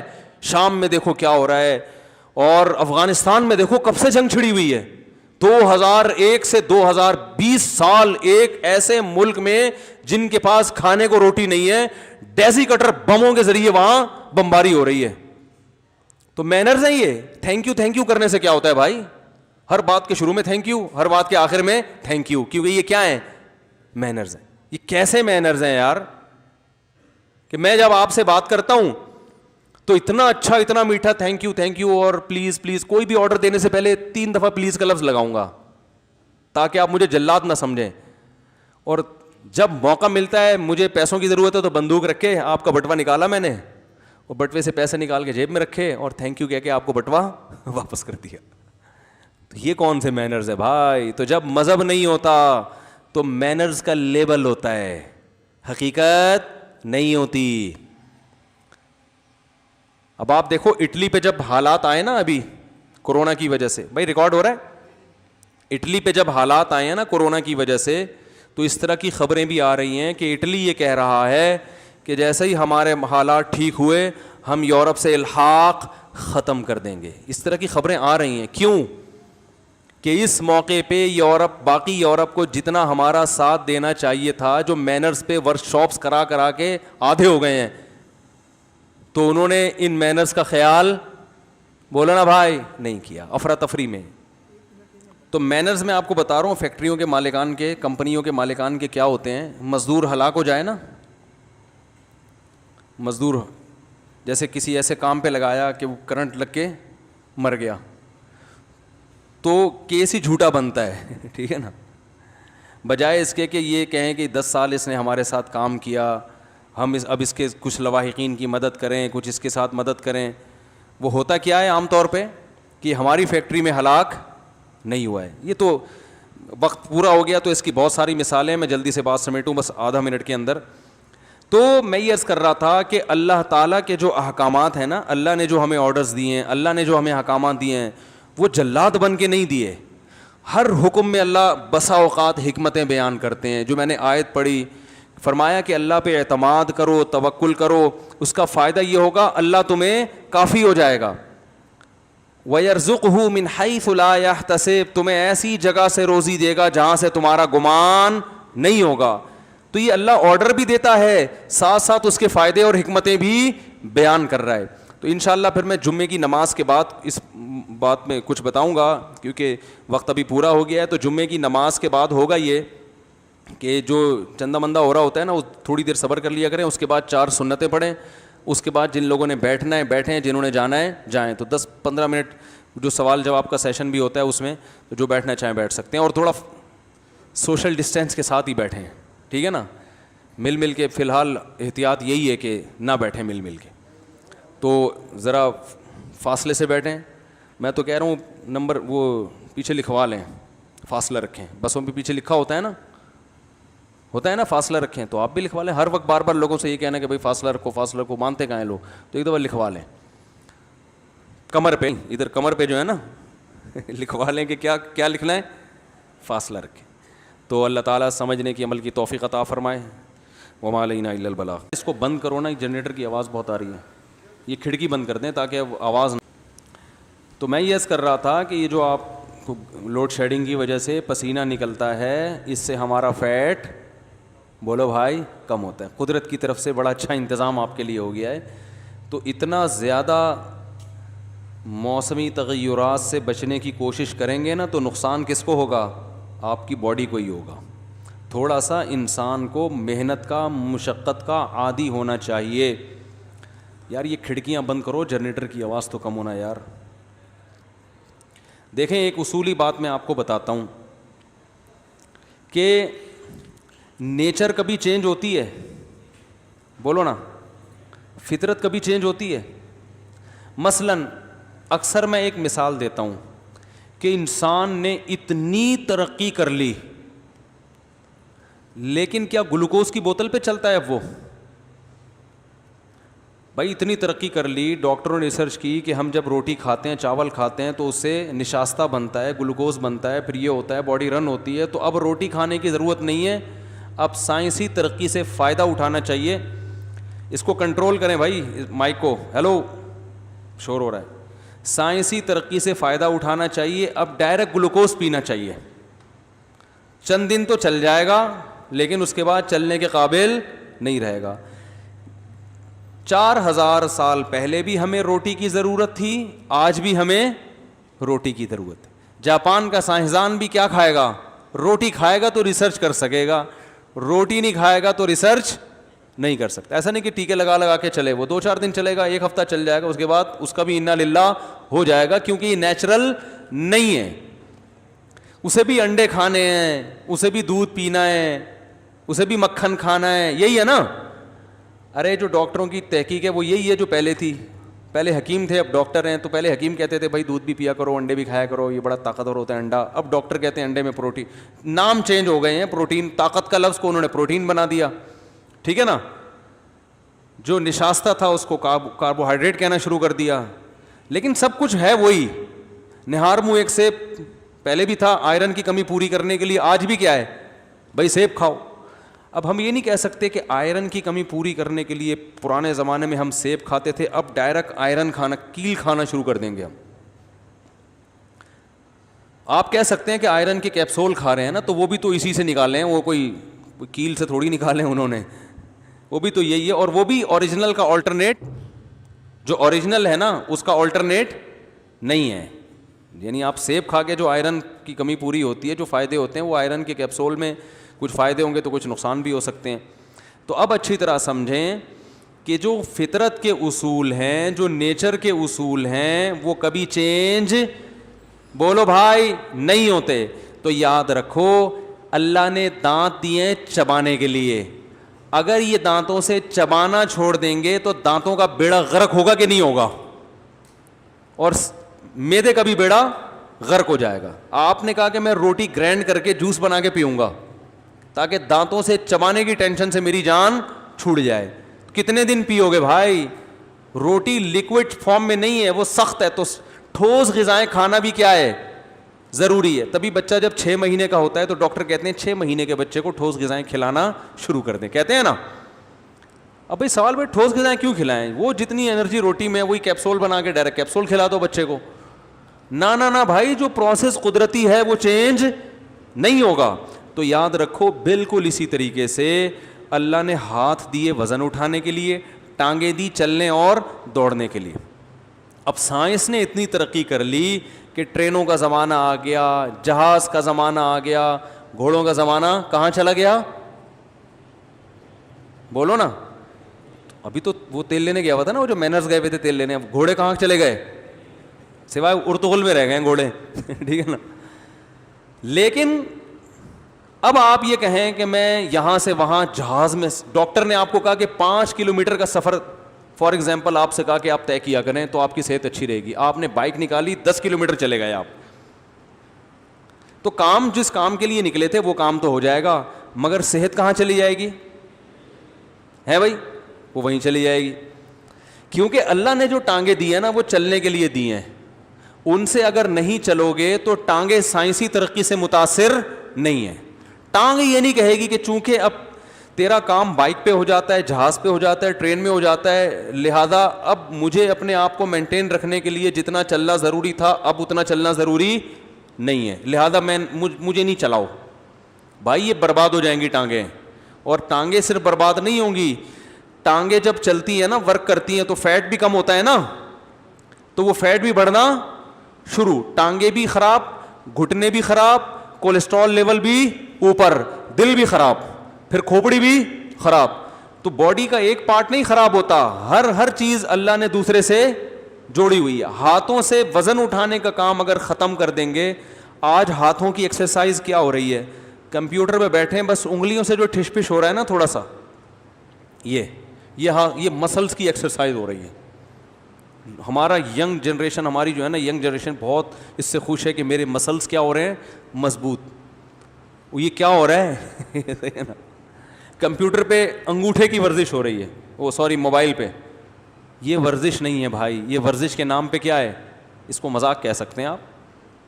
تو ہاتھوں کو بھی ورزش چاہیے, کیونکہ انسان چینج نہیں ہوگا, روحانی اعتبار سے بھی ویسا ہی اس کو رہنا پڑے گا جیسے صدیوں پہلے تھا. عبادت کرنی پڑے گی, روزہ رکھنا پڑے گا, تہجد پڑھنی پڑے گی. روحانی اعتبار سے اس کی ریکوائرمنٹ جو صدیوں پہلے تھی آج بھی وہی ہے روحانی صحت کے لیے. جسمانی صحت کے لیے بھی جو صدیوں پہلے ریکوائرمنٹ تھی آج بھی وہی ہے, بلکہ آج اس کی اہمیت پہلے سے زیادہ بڑھ گئی ہے. تو یہ جو پسینہ نکلتا ہے, گرمی میں گرمی لگنا, سردی میں سردی لگنا, یہ صحت کے لیے اتنا ہی ضروری ہے جتنا روٹی کھانا. اللہ نے جو 4 موسم پیدا کر دیے یہ غلط نہیں کیے ہیں بھائی. اللہ کو بھی تو پتا تھا نا کہ یار یہ سردی میں گھبرا جاتے ہیں تو گرمی میں پریشان ہو جاتے ہیں, تو ایک جیسا موسم پیدا کر دو. قدرت نے کوئی چیز بیکار پیدا کی ہے؟ قرآن میں آتا ہے انا کل شیء خلقناہ بقدر, ہم نے ہر چیز کو ایک خاص اندازے سے پیدا کیا ہے. تو یہ جو موسم آتے ہیں نا, اس کا انسانی صحت پہ بہت اچھا اثر پڑتا ہے, بشرطے کہ یہ موسم آئیں. آپ جب گرمی آتی ہے تو اے سی کے ذریعے گرمیاں آنے دیتے ہی نہیں ہیں آپ, ایئر کنڈیشن کے ذریعے. جب سردیاں آتی ہیں تو ہیٹر کے ذریعے سردیاں آنے بولو بھائی دیتے ہی نہیں ہیں. تو اس کا مطلب آپ کے 4 موسم نہیں آ رہے, وہ 5 منٹ کے لیے آ رہے ہیں جتنی دیر میں آپ آفس سے باہر نکلے تھے, پھر ایک دم بھاگ گئے آپ. اب آفس سے نکل کے گاڑی میں بیٹھے تو اے سی, گاڑی سے نکل کے گھر میں گئے تو اے سی, گھر سے نکل کے آپ کسی دوست کے ہاں گئے تو وہاں اے سی, وہ گاڑی میں اے سی سے آپ کی صحت کی ایسی کی تیسی, یعنی وہ بھی اے سی کی تیسی ہو جاتی ہے. تو اس لیے اللہ کا واسطہ اپنی جانوں پہ رحم کریں, تھوڑا سا دھوپ بھی برداشت کرنا سیکھیں, گرمی برداشت کرنا سیکھیں. بچوں کو بھی تھوڑا دھوپ میں بھیجا کریں, بولا جا بیٹھا ہوا ہے یہاں مسٹنڈا بن کے, انڈے لے کر آ. اب وہ بچہ کہ امی مجھے گرمی لگ رہی ہے, ایکچولی بہت دھوپ ہو رہی ہے. بول چل نکل جا دھوپ میں جا. تو ہمیں یاد ہے ہم جب اسکول میں پڑھتے تھے تو لائن میں لگتے تھے نا صبح صبح, تو جو بالکل برگر فیملی کے بچے ہوتے تھے نا لائن میں تھوڑی دیر کھڑے ہو کے بے ہوش ہو کے گر جاتے تھے. روزانہ ایک نہ ایک واقعہ آتا تھا سامنے. ہم حیران ہوتے تھے یار ابھی 5 منٹ وہ پرے ہوتی ہے نا اسکولوں میں, جس دن گرمی ہوتی تھی نا تو بچے لڑکتے تھے. ہم کہتے تھے ابھی 5 منٹ ان کو گزرے نہیں ہے اور یہ لڑکنا شروع. تو معاشرے میں سروائیو کیسے کرو گے بھائی؟ یہ وہ بچے ہیں جو 24 گھنٹے کہاں رہتے ہیں؟ اے سی میں. تو اب ان کو پرے کے لیے بھی صبح جو اسکول میں ہوتی ہے اس کے لیے بھی اے سی چاہیے. تو وہ پھر ماں باپ نے نکال دیا ہوگا ان کو کہ ہم ایسے تھکے ہوئے اسکول میں اپنے بچوں کو نہیں پڑھائیں گے جہاں گراؤنڈ میں بھی اے سی نہیں ہے. یہی ہوگا. ٹھیک. تو اس لیے تھوڑا سا عادی بنائیں اپنے آپ کو, صبح جاگنگ کر کے پسینہ نکالا کریں, خوب نکالیں پسینہ, او مزہ آئے گا اس سے انشاءاللہ. دیکھو آپ کا دن اتنا اچھا گزرے گا جس دن آپ نے صبح جاگنگ کی اور طبیعت سے اپنا پسینہ آپ نے بہایا. مرنے لگیں تو چھوڑ دیں, پھر اگلے دن کریں, پھر مرنے لگیں, ایک دن آئے گا مرنے لگیں گے ہی نہیں انشاءاللہ.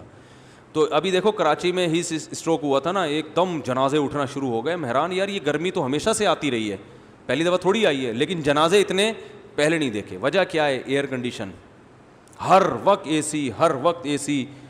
ایئر کنڈیشن کی ہوا ڈاکٹر لوگ ہی بتاتے ہیں کہ یہ وہی ہوا گھوم گھوم کے دوبارہ آ رہی ہوتی ہے, یہ فریش ایئر تھوڑی ہے.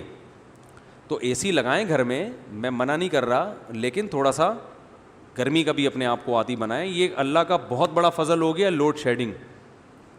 یہ جو KESC والے ہیں نا, ان کا بہت بڑا امت مسلمہ پر احسان ہے کہ یہ ہمیں آسمان کے ستارے بھی رات کو دکھا دیتے ہیں, اور ہمیں ملیریا سے دفاع کے لیے مچھر بھی, جب گرمی ہوتی ہے پنکھا نہیں چلتا تو مچھر بھی آتے ہیں, تو اس سے ملیریا کے خلاف ہماری باڈی میں ریزسٹنٹ پاور, ہمیں اتنے کروڑوں مچھر کاٹ چکے ہوں گے نا اب تک.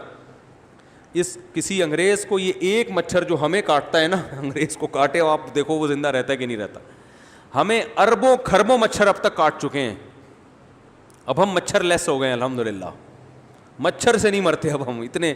یہ ریسرچ ہے, میں نے BBC کی رپورٹ پڑھی تھی کہ ساحل سمندر پہ جو لوگ رہتے ہیں یا ادھر ادھر جو ہے نا, بہت سے ان کو ملیریا کیوں نہیں ہوتا, ان کو بڑے خطرناک مچھر کاٹتے ہیں. انہوں نے کہا یہ ملیریا لیس ہو چکے ہیں, ان کو اتنے مچھروں نے کاٹا ہے کہ ان کی باڈی نے اینٹی باڈیز بنا لی ہیں, اب یہ مچھروں سے ان کو کچھ نہیں ہوتا. تو اب مچھر کے علاوہ کوئی مخلوق چاہیے ان کو مارنے کے لیے. تو تھوڑا سا گرمی برداشت کرنا سیکھیں, پسینے میں بیٹھنا سیکھیں, گھر والوں کو بھی سمجھائیں, بیوی بچوں کو بھی سمجھائیں, یار تھوڑا سا جو ہے نا معاشرے کے ساتھ, یعنی اتنا بھی ماحول کے خلاف مت چلو, تھوڑا سا ماحول کے عادی بنو. پنجاب میں لوگوں کی صحتیں بہت اچھی ہوتی تھیں کیونکہ چاروں موسم پنجاب میں بھرپور طریقے سے آتے تھے. سردی بھی بھرپور آتی ہے پنجاب میں, گرمی بھی بھرپور, خزاں بھی, بہار بھی. اس وقت پنجاب والوں کی صحتیں بہت اچھی. اب آپ دیکھیں پنجاب والوں کی صحتیں ڈاؤن ہو رہی ہیں, توندے نکلنا شروع ہو گئی. پہلے ہمیں بچپن میں یاد ہے پنجاب کے جو ہمارے رشتے دار تھے وہ الگ ہی نظر آتے تھے, وہ لمبی لمبی ہائٹ ہیں اور لسی مسی شسی ہو پی رہے ہوتے تھے. وہ جتنی لسیاں پیتے تھے پسینہ بن کے نکل جاتی. اب لسی تو اسی اسپیڈ سے چل رہی ہے, کھجی کے پائے اور پتہ نہیں پنجاب کی مشہور خوراکیں ہیں نا. میں گجرانوالا گیا, اتنے پائے کھائے جاتے ہیں, ایک دوست کہنے لگے یار بھینسیں کیا اینٹوں پہ کھڑی ہوتی ہیں یہاں پہ, سارے پائے تو انہوں نے کھا گئے بھائی. صبح ہر ناشتہ ان کا اتنے پائے کے اتنے بڑے بڑے وہ ڈونگے بھر کے پیتے ہیں. اچھی بات ہے پئیں, لیکن گرمیوں میں وہ نکلتے بھی ہیں نا. اب نکلنے کا راستہ بند کر دیا تو پھر وہ پائے کھا کے پھر وہ یہی ہوگا جو ہو رہا ہے, مر رہے ہیں. تو اس لیے احتیاط تو ٹھیک ہے, لیکن اپنے باڈی کو مشقت کا عادی بنانا چاہیے. اور جو ہے نا بھاگنا دوڑنا, تھوڑا گرمی ہے تو گرمی میں بیٹھیں تھوڑی دیر, پسینہ نکلے گا, کچھ بھی نہیں ہوگا انشاءاللہ. اس سے کوئی بیکٹیریا کچھ بھی نہیں ہوتا. یہ بیکٹیریا انسان دوست ہوتے ہیں, کوئی نقصان نہیں پہنچاتے. آپ کو پتہ ہے جن جانوروں کو اللہ نے انسان کی خدمت کے لیے پیدا کیا ہے, ان جانوروں کی بیٹیں, ان جانوروں کا پیشاب, ان کی مینگنیاں, ان کا گوبر انسان کو نقصان نہیں پہنچاتا. گائے بھینسیں ہیں نا انسان کی خدمت کے لیے, ان کے گوبر میں بیماریاں نہیں ہیں, حالانکہ یہ تو گندگی ہے. آپ نے دیکھے گوالے بیمار ہوتے ہوئے, یہ تو سارا دن گائے کے گوبر میں رہتے ہیں نا, لیکن کبھی نہیں ہوتا کہ یہ اس گوبر کی وجہ سے بیمار ہو جائیں. بلکہ گوالا بھینس سے زیادہ موٹا ہوتا ہے آج کل. وہ بھینس اتنی ماشاءاللہ, موٹے سے مراد صحت مند, بھینس اتنی صحت مند نہیں ہوتی جتنے دودھ والے ہوتے ہیں جو ہر وقت بھینسوں میں رہتے ہیں. وجہ کیا ہے؟ گوبر سے بچنا چاہیے, لیکن وجہ کیا ہے؟ یہ جانور انسان کی خدمت کے لیے اللہ نے پیدا کیے صدیوں سے. تو اب اگر اللہ ان کی گوبر پیشاب میں بیماریاں رکھ دیتا نا خطرناک, تو پھر یہ انسان کی خدمت کے قابل نہیں رہتے. ہر وقت انسان اسی ٹینشن میں رہتا کہ ان کو اتنا دور رکھو شہر سے کہ وہ گوبر کا کوئی جرثومہ اٹھ کے نہ آ جائے. اب یہ گاؤں دیہاتوں میں لوگ وہاں رہ بھی رہے ہیں, وہیں ان کی گائے بندی بھی ہے, کوئی بیمار نہیں ہوتے. کبوتر اس کی بیٹ میں بیماریاں ہیں. جو گھروں میں کبوتر پالتے ہیں بہت سارے پرابلم ان کے ہو سکتے ہیں. آسٹریلین طوطے ایک صاحب نے پالے ہوئے تھے, روزانہ صفائی کرتے تھے, ان کو سانس کی بیماری ہو گئی. تو مجھے انہوں نے خود بتایا کہ میں نے بہت عرصہ علاج کرایا, میں ٹھیک ہوا, تو پتہ یہی چلا کہ وہ آسٹریلین طوطوں کی بیٹیں ہیں نا ان سے. تو میں نے کہا مرغیاں پالتے اس سے بیماری نہیں پھیلتی, گائے پالو, بکری پالو, بھینس پالو, کتے سے پھیلے گی بیماری, کتے کے تھوک میں بیماریاں ہیں. تو اللہ تعالیٰ نے جو اللہ کے کام ہے نا وہ میرے بھائی غلط نہیں ہو سکتے. تو اس لیے پسینہ نکلنا اور یہ سب چیزیں صحت کے لیے ضروری. بھائی وہ نکاح والے آگے کہ نہیں آ گئے؟ نہیں آ رہے تو چھوڑو جا بھائی. دولہا اپنی شادی میں لیٹ ہو رہا ہے, آپ خود اندازہ لگاؤ یار. تو کوئی کام ٹائم پہ ہوگا؟ اب اپنی شادی میں تو دولہے کو چاہیے آدھا گھنٹہ پہلے پہنچ جائے نا. کیا بھائی شادی ہو رہی ہے. تو آپ ہماری قوم کا اندازہ لگائیں کہ ہم اپنی شادی میں ٹائم پہ نہیں پہنچتے تو باقی آفس کون ٹائم پہ پہنچے گا؟ تو اس سے پتہ چلتا ہے ہم لوگ ٹائم کے کتنے پابند ہیں. اچھا دولہا پہنچ گیا ہے, لڑکی والے غائب ہیں. بھائی یہ دولہے کی انسلٹ پہ میں معذرت چاہتا ہوں ان سے. دولہا بھائی کہاں ہیں؟ دولہا بھائی کہاں ہیں؟ وہ دولہا بیٹھے ہوئے ماشاء اللہ. بھائی آپ کی معذرت چاہتا ہوں, میں نے آپ کے خلاف اتنے غلط قسم کے کمنٹس کیے. ٹھیک, لیکن ہوتا ہے دولہے بھی لیٹ ہوتے ہیں. آپ تو چلو وقت پہ آ گئے, لیکن دولہے بھی لیٹ ہوتے ہیں. تو مجھے حیرانگی ہوتی ہے دولہا کیسے لیٹ ہو گیا یار. مفتی صاحب کمپنیوں سے جو میڈیکل انشورنس ملتا ہے وہ جائز ہے یا نہیں؟ کیونکہ بعض کمپنیوں میں میری سیلری یعنی تنخواہ سے پیسے کٹتے ہیں اور بعض کمپنیوں میں پیسے نہیں کٹتے.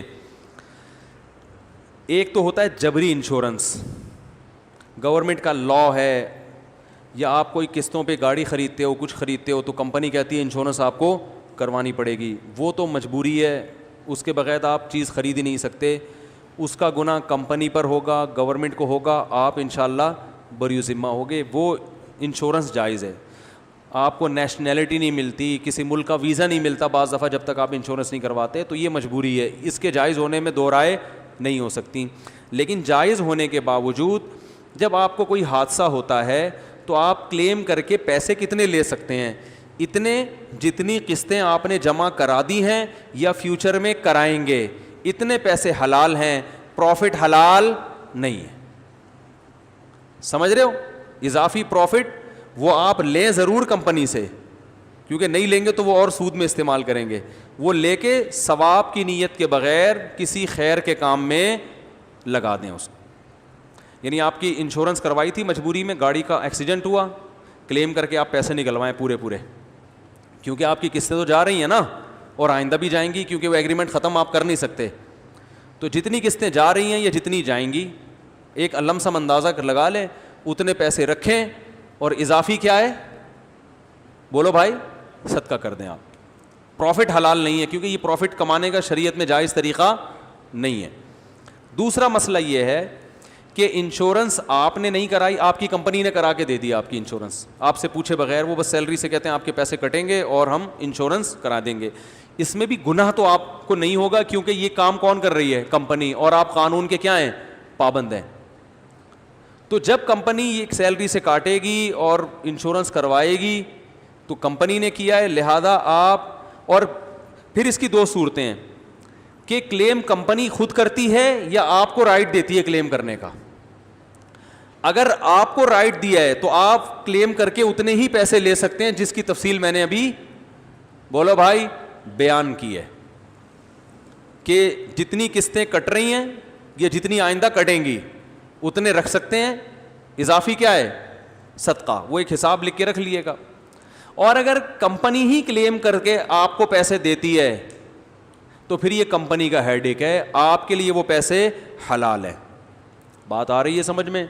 کیونکہ کمپنی جب وہ پیسے لیتی ہے تو کمپنی اپنے اکاؤنٹ میں ٹرانسفر کر کے اپنے پیسوں کے ساتھ اس کو مرج کر دیتی ہے. پھر یوں سمجھا جائے گا یہ سہولت آپ کو کمپنی نے دی ہے, آپ کی کمپنی نے. اب وہ کہاں سے پوری کر رہی ہے؟ یہ ہیڈک کس کا ہے؟ یہ انشورنس کمپنی, وہ آپ کی جو کمپنی جہاں آپ جاب کر رہے ہیں اس کا ہیڈک ہے. آپ کا کمپنی کے ساتھ معاملہ تنخواہ کا ہے, اور آپ کا معاملہ یہ ہے کہ بھائی اگر کوئی حادثہ ہوتا ہے تو آپ فی سبیل اللہ ہمارے ساتھ اتنا تعاون کریں گے. تو کمپنی آپ کے ساتھ فی سبیل اللہ تعاون کرتی ہے, ٹھیک ہے. لیکن اگر کمپنی آپ سے باقاعدہ ایگریمنٹ کرتی ہے تو پھر ایگریمنٹ کا اصول وہی ہے کہ ایگریمنٹ میں آپ کے لیے پروفٹ حلال نہیں ہوگا. سمجھ رہے ہیں کہ نہیں سمجھ رہے؟ یہ ہو گیا بھائی.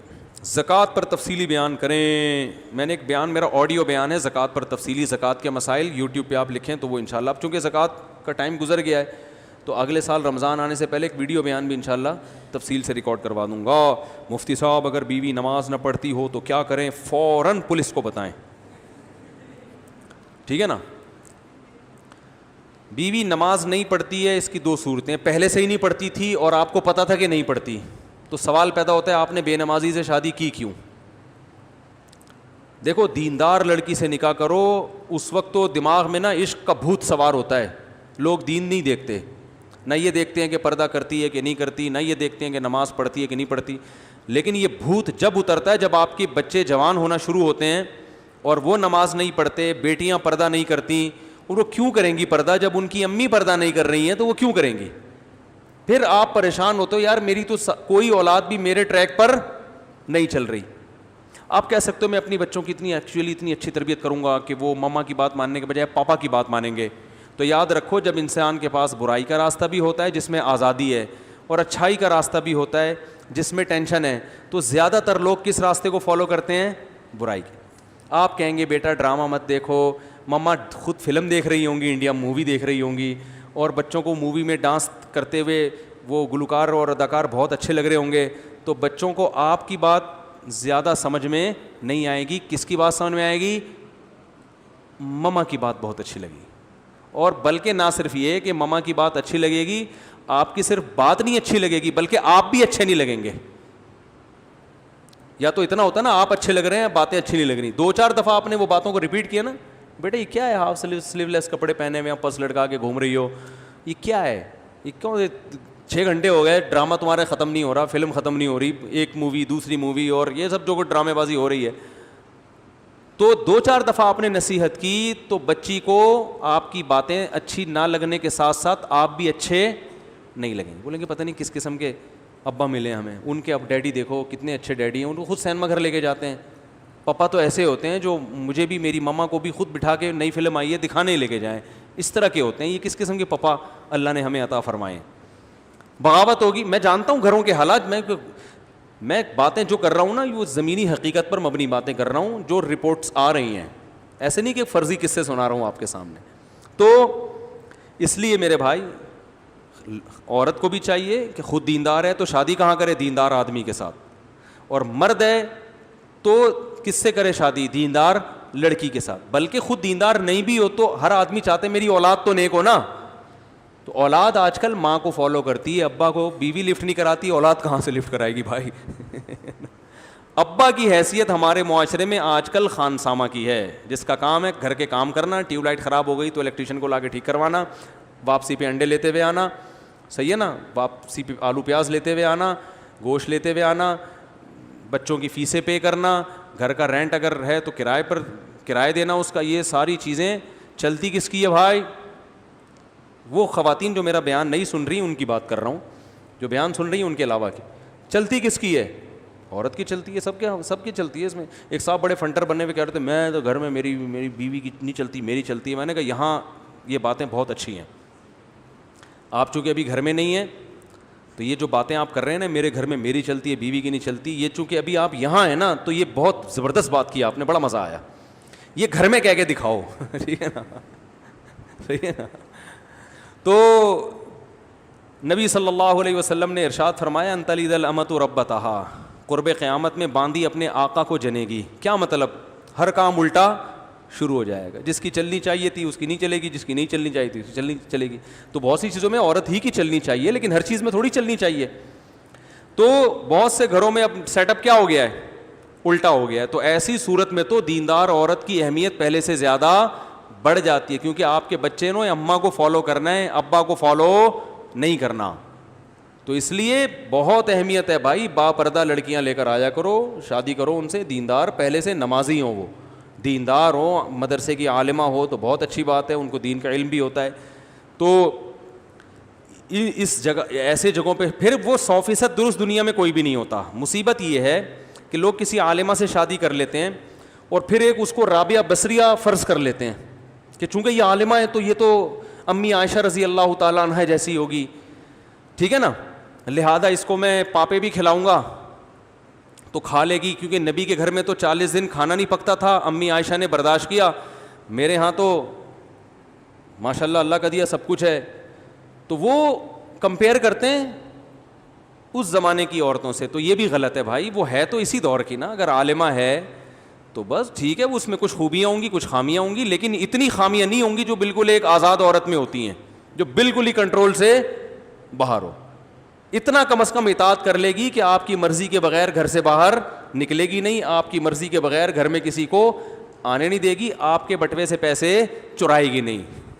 کسی عورت میں 3 کوالٹیز اگر اس زمانے میں ہیں تو میرا خیال ہے وہ جنتی ہے بھائی. وہ آپ کی مرضی کے بغیر کسی سے فون پہ باتیں نہ کرے, ٹھیک ہے نا, آپ کی مرضی کے بغیر گھر سے باہر نہ نکلے, اور آپ کی مرضی کے بغیر کسی کو گھر میں آنے نہ دے.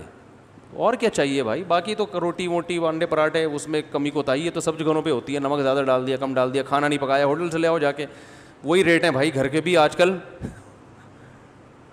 اور بھائی گھر میں بیوی نہاری نہیں بنا رہی, جا کے ہوٹل سے لے آؤ, وہی ریٹ چل رہے ہیں آج کل. گھر پہ اور باہر کا اتنا فرق نہیں پڑتا. ان چیزوں پہ سختی کرنا کہ یہ کھانا نہیں پکاتی, یہ پھر مردانگی کے خلاف ہے یہ چیزیں.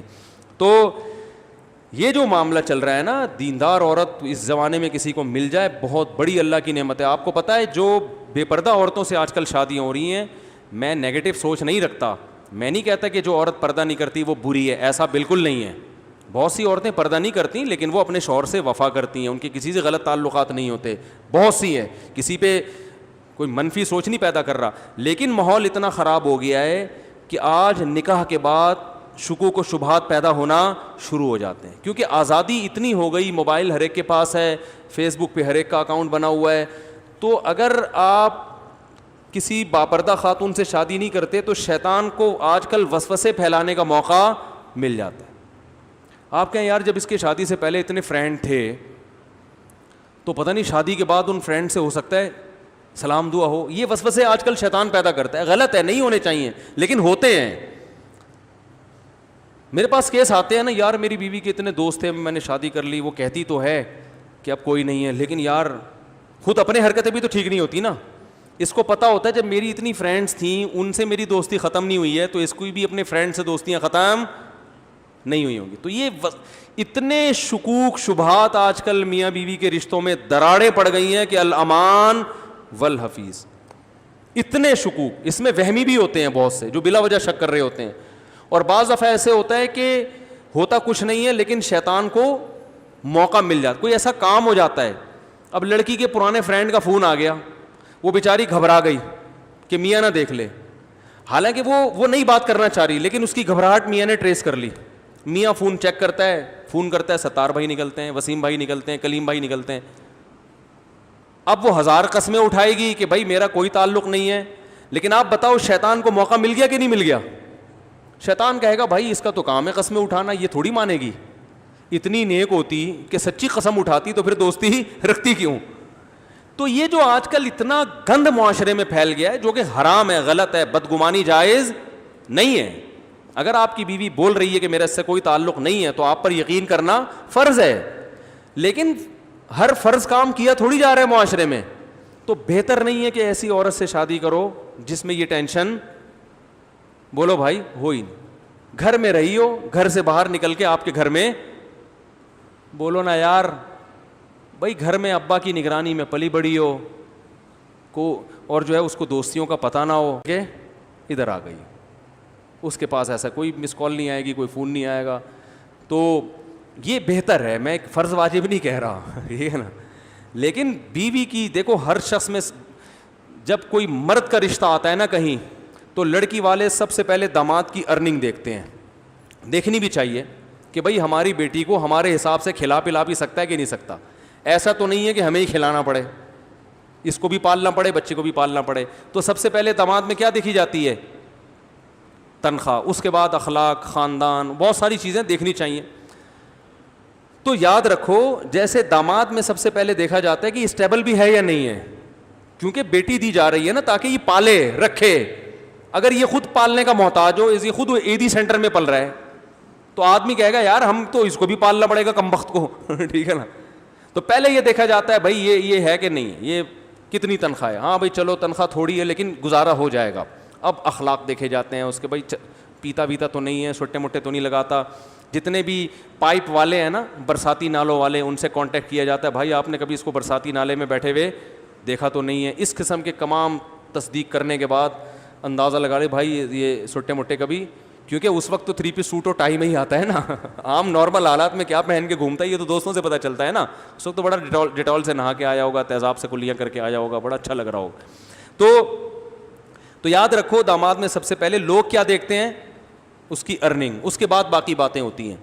تو اسی طرح جب لڑکی کا جب رشتہ آیا کرے نا, تو سب سے پہلے جو دیکھنے کی چیز ہے گھریلو ہے یا نہیں ہے.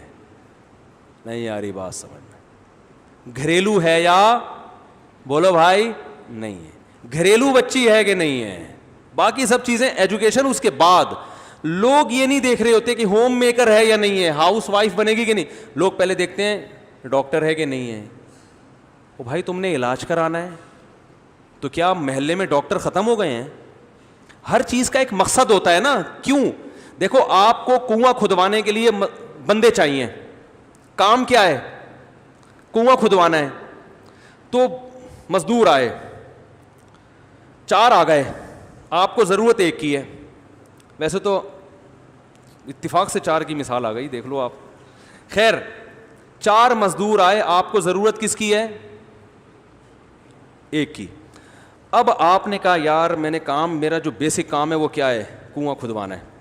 تو آپ نے بولا بھائی میں 4 کا انٹرویو لیتا ہوں, جو مجھے زیادہ سوٹیبل لگے گا اس سے کھدواؤں گا. ایک سے پوچھا آپ کی کیا کوالٹی ہے؟ اس نے کہا میں میڈیکل سائنس کا ڈاکٹر بھی ہوں. یہ دیکھو میری سرٹیفکیٹ دیکھو, میں نے MBBS کیا ہوا ہے.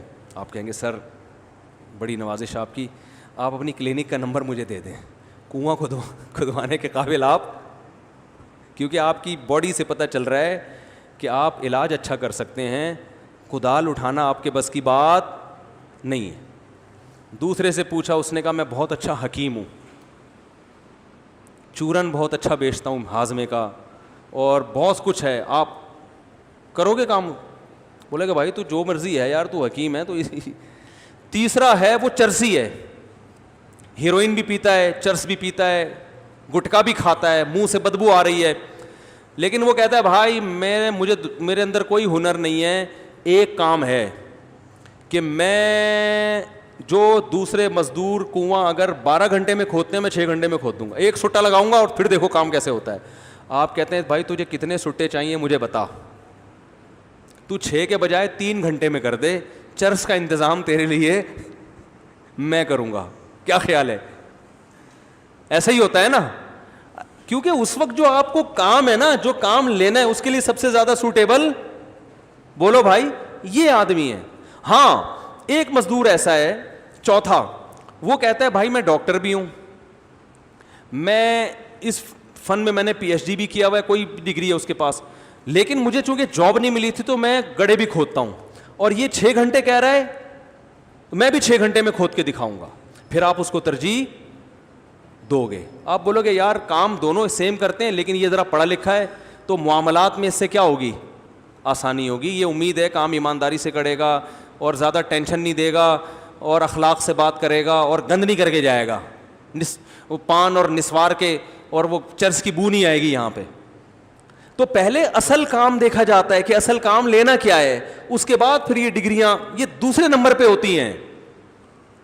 تو یاد رکھو جب کہیں نکاح کرتا ہے انسان تو بیوی کی جو بیسک ذمہ داری ہے آپ کو راحت پہنچانا, آپ کو سکون دینا. جب آپ گھر میں آئیں تو کوئی پوچھنے والا ہو, ایسا نہ ہو کہ جب آپ گھر میں آئیں تو وہ بھی آفس میں بیٹھی ہوئی ہو, کوئی لفٹ کرانے کے لیے گھر میں تیار بولو بھائی ہو ہی نہیں. جب آپ صبح گھر سے نکلیں تو کوئی ٹاٹا کرنے والا ہو, کوئی انتظار کرنے والا ہو, جسے غم ہو کہ میرا ایک عدد میاں ہے, اللہ کرے وہ ٹائم پہ واپس آ جائے. آپ کے بچوں کی گھر میں تربیت, بچے پیدا کرنے کے لیے بھی ہو اور جو پیدا ہو چکے ان کو پالنے کی ذمہ داری بھی پوری کر رہی ہو. سمجھ میں نہیں آ رہی میرا خیال ہے بات.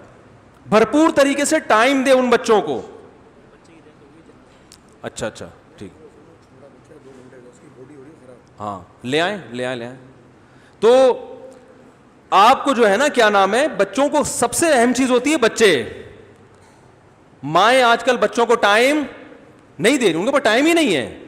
بچوں کے کو پڑھانے کا بھی ٹائم دے. وہ جب آپ سفر پہ جاؤ, کہیں بھی بیرون ملک جاتے ہو یا کہیں بھی جاتے ہو, آپ کو گھر میں اطمینان ہو کہ میرے بچے الحمدللہ محفوظ ہیں, ان کی تربیت بھی ہو رہی ہے, ان کی صفائی ستھرائی کا بھی انتظام ہو رہا ہے, ان کے کھانے کا بھی انتظام ہو رہا ہے, ان کی اخلاقی تربیت کا بھی انتظام ہو رہا ہے. تو سب سے پہلے یہ چیز دیکھی جاتی ہے, باقی سب چیزیں اس کے بعد ہیں. تو اسی چیز کو لوگ سب سے پہلے نہیں دیکھ رہے, بس جاب دیکھ رہے ہیں کما کے کتنا لاتی ہے, ایجوکیشن دیکھ رہے ہیں, اور اخلاق تو سوال ہی پیدا نہیں ہوتا کوئی دیکھے. پھر جب وہ سر پہ وہ اینٹ کا جواب پتھر سے دیتی ہیں تو بھائی اس نے تو یونیورسٹی میں سیکھا ہے, یہ اس کو تو بولڈ بنایا گیا ہے, اس کو تو ڈراموں میں باقاعدہ اس کو یہ سکھایا گیا ہے کہ اینٹ کا جواب فراز شٹ اپ. ہمارے ایک دوست تھے, وہ آرمی میں بڑے آفیسر تھے, تو جب میں وہ پڑوس میں رہتے تھے نا, تو جب اپنی بیگم کو ڈانٹتے تھے تو بیگم کا جواب آتا تھا شٹ اپ. صحیح ہے نا. تو یہ دونوں اناؤنسمنٹ بھرپور طریقے سے اڑاس پڑوس میں بھی پہنچتی تھی. تو اب شٹ اپ تو ظاہر ہے اس نے اسکولوں میں, آرمی کے اسکول میں پڑھا ہے, تو ظاہر ہے وہ میچور تو ہوگی نا. سب نہیں ہوتی جو بیان سن رہی ہیں, ان کے علاوہ کی بات کر رہا ہوں. تو بھائی عورت کے لیے سب سے پہلے کوالٹی کیا ہے؟ گھریلو ہو, گھرداری جانتی ہو, آپ کی اماں کا احترام کرنا جانتی ہو, آپ کے ابا کو دیکھ کے سر پہ دوپٹہ لے لیتی ہو کہ بڑے حضرت آئے ہیں تو بڑوں کے سامنے تھوڑا سا تمیز سے بیٹھنا چاہیے, ٹھیک ہے نا. جب بڑے بات کر رہے ہوتے ہیں تو چھوٹے درمیان میں نہیں بولتے, ٹھیک ہے نا. اور بھائی آج شوہر کے ماموں آئے ہوئے ہیں ان کو بھی چائے کا پوچھنا ہے, ٹھیک ہے نا. تو گھر بھی تو کوئی چیز ہے نا, یا اس کی کوئی ویلیو ہی نہیں ہے. گھر میں اور ہوٹل میں فرق ختم ہو گیا ہے. گھر ایسے بن گئے جیسے ہوٹل ہوتے ہیں. تو گھر ہوتا ہے بھائی, اور گھر بنتا ہے عورت سے, وہ مرد سے نہیں بنتا. تو اس لیے گھریلو عورت ابھی کہتے ہیں نا گھریلو ہے, تو گھریلو کا مطلب ہوتا ہے جو گھرداری جانتی ہو. تو سب سے پہلے گھرداری, باقی سب چیزیں بعد میں. اللہ عمل کی توفیق عطا فرمائے. بھائی جنازہ ہے بچے کا, تو وہ نکاح والے آ گئے, لڑکی والے نہیں آئے تو عصر میں آئیں گے پھر میرا خیال ہے. اللہ تعالیٰ سمجھنے کی عمل کی توفیق عطا فرمائے. ٹھیک ہے, صفحے بنا لیں.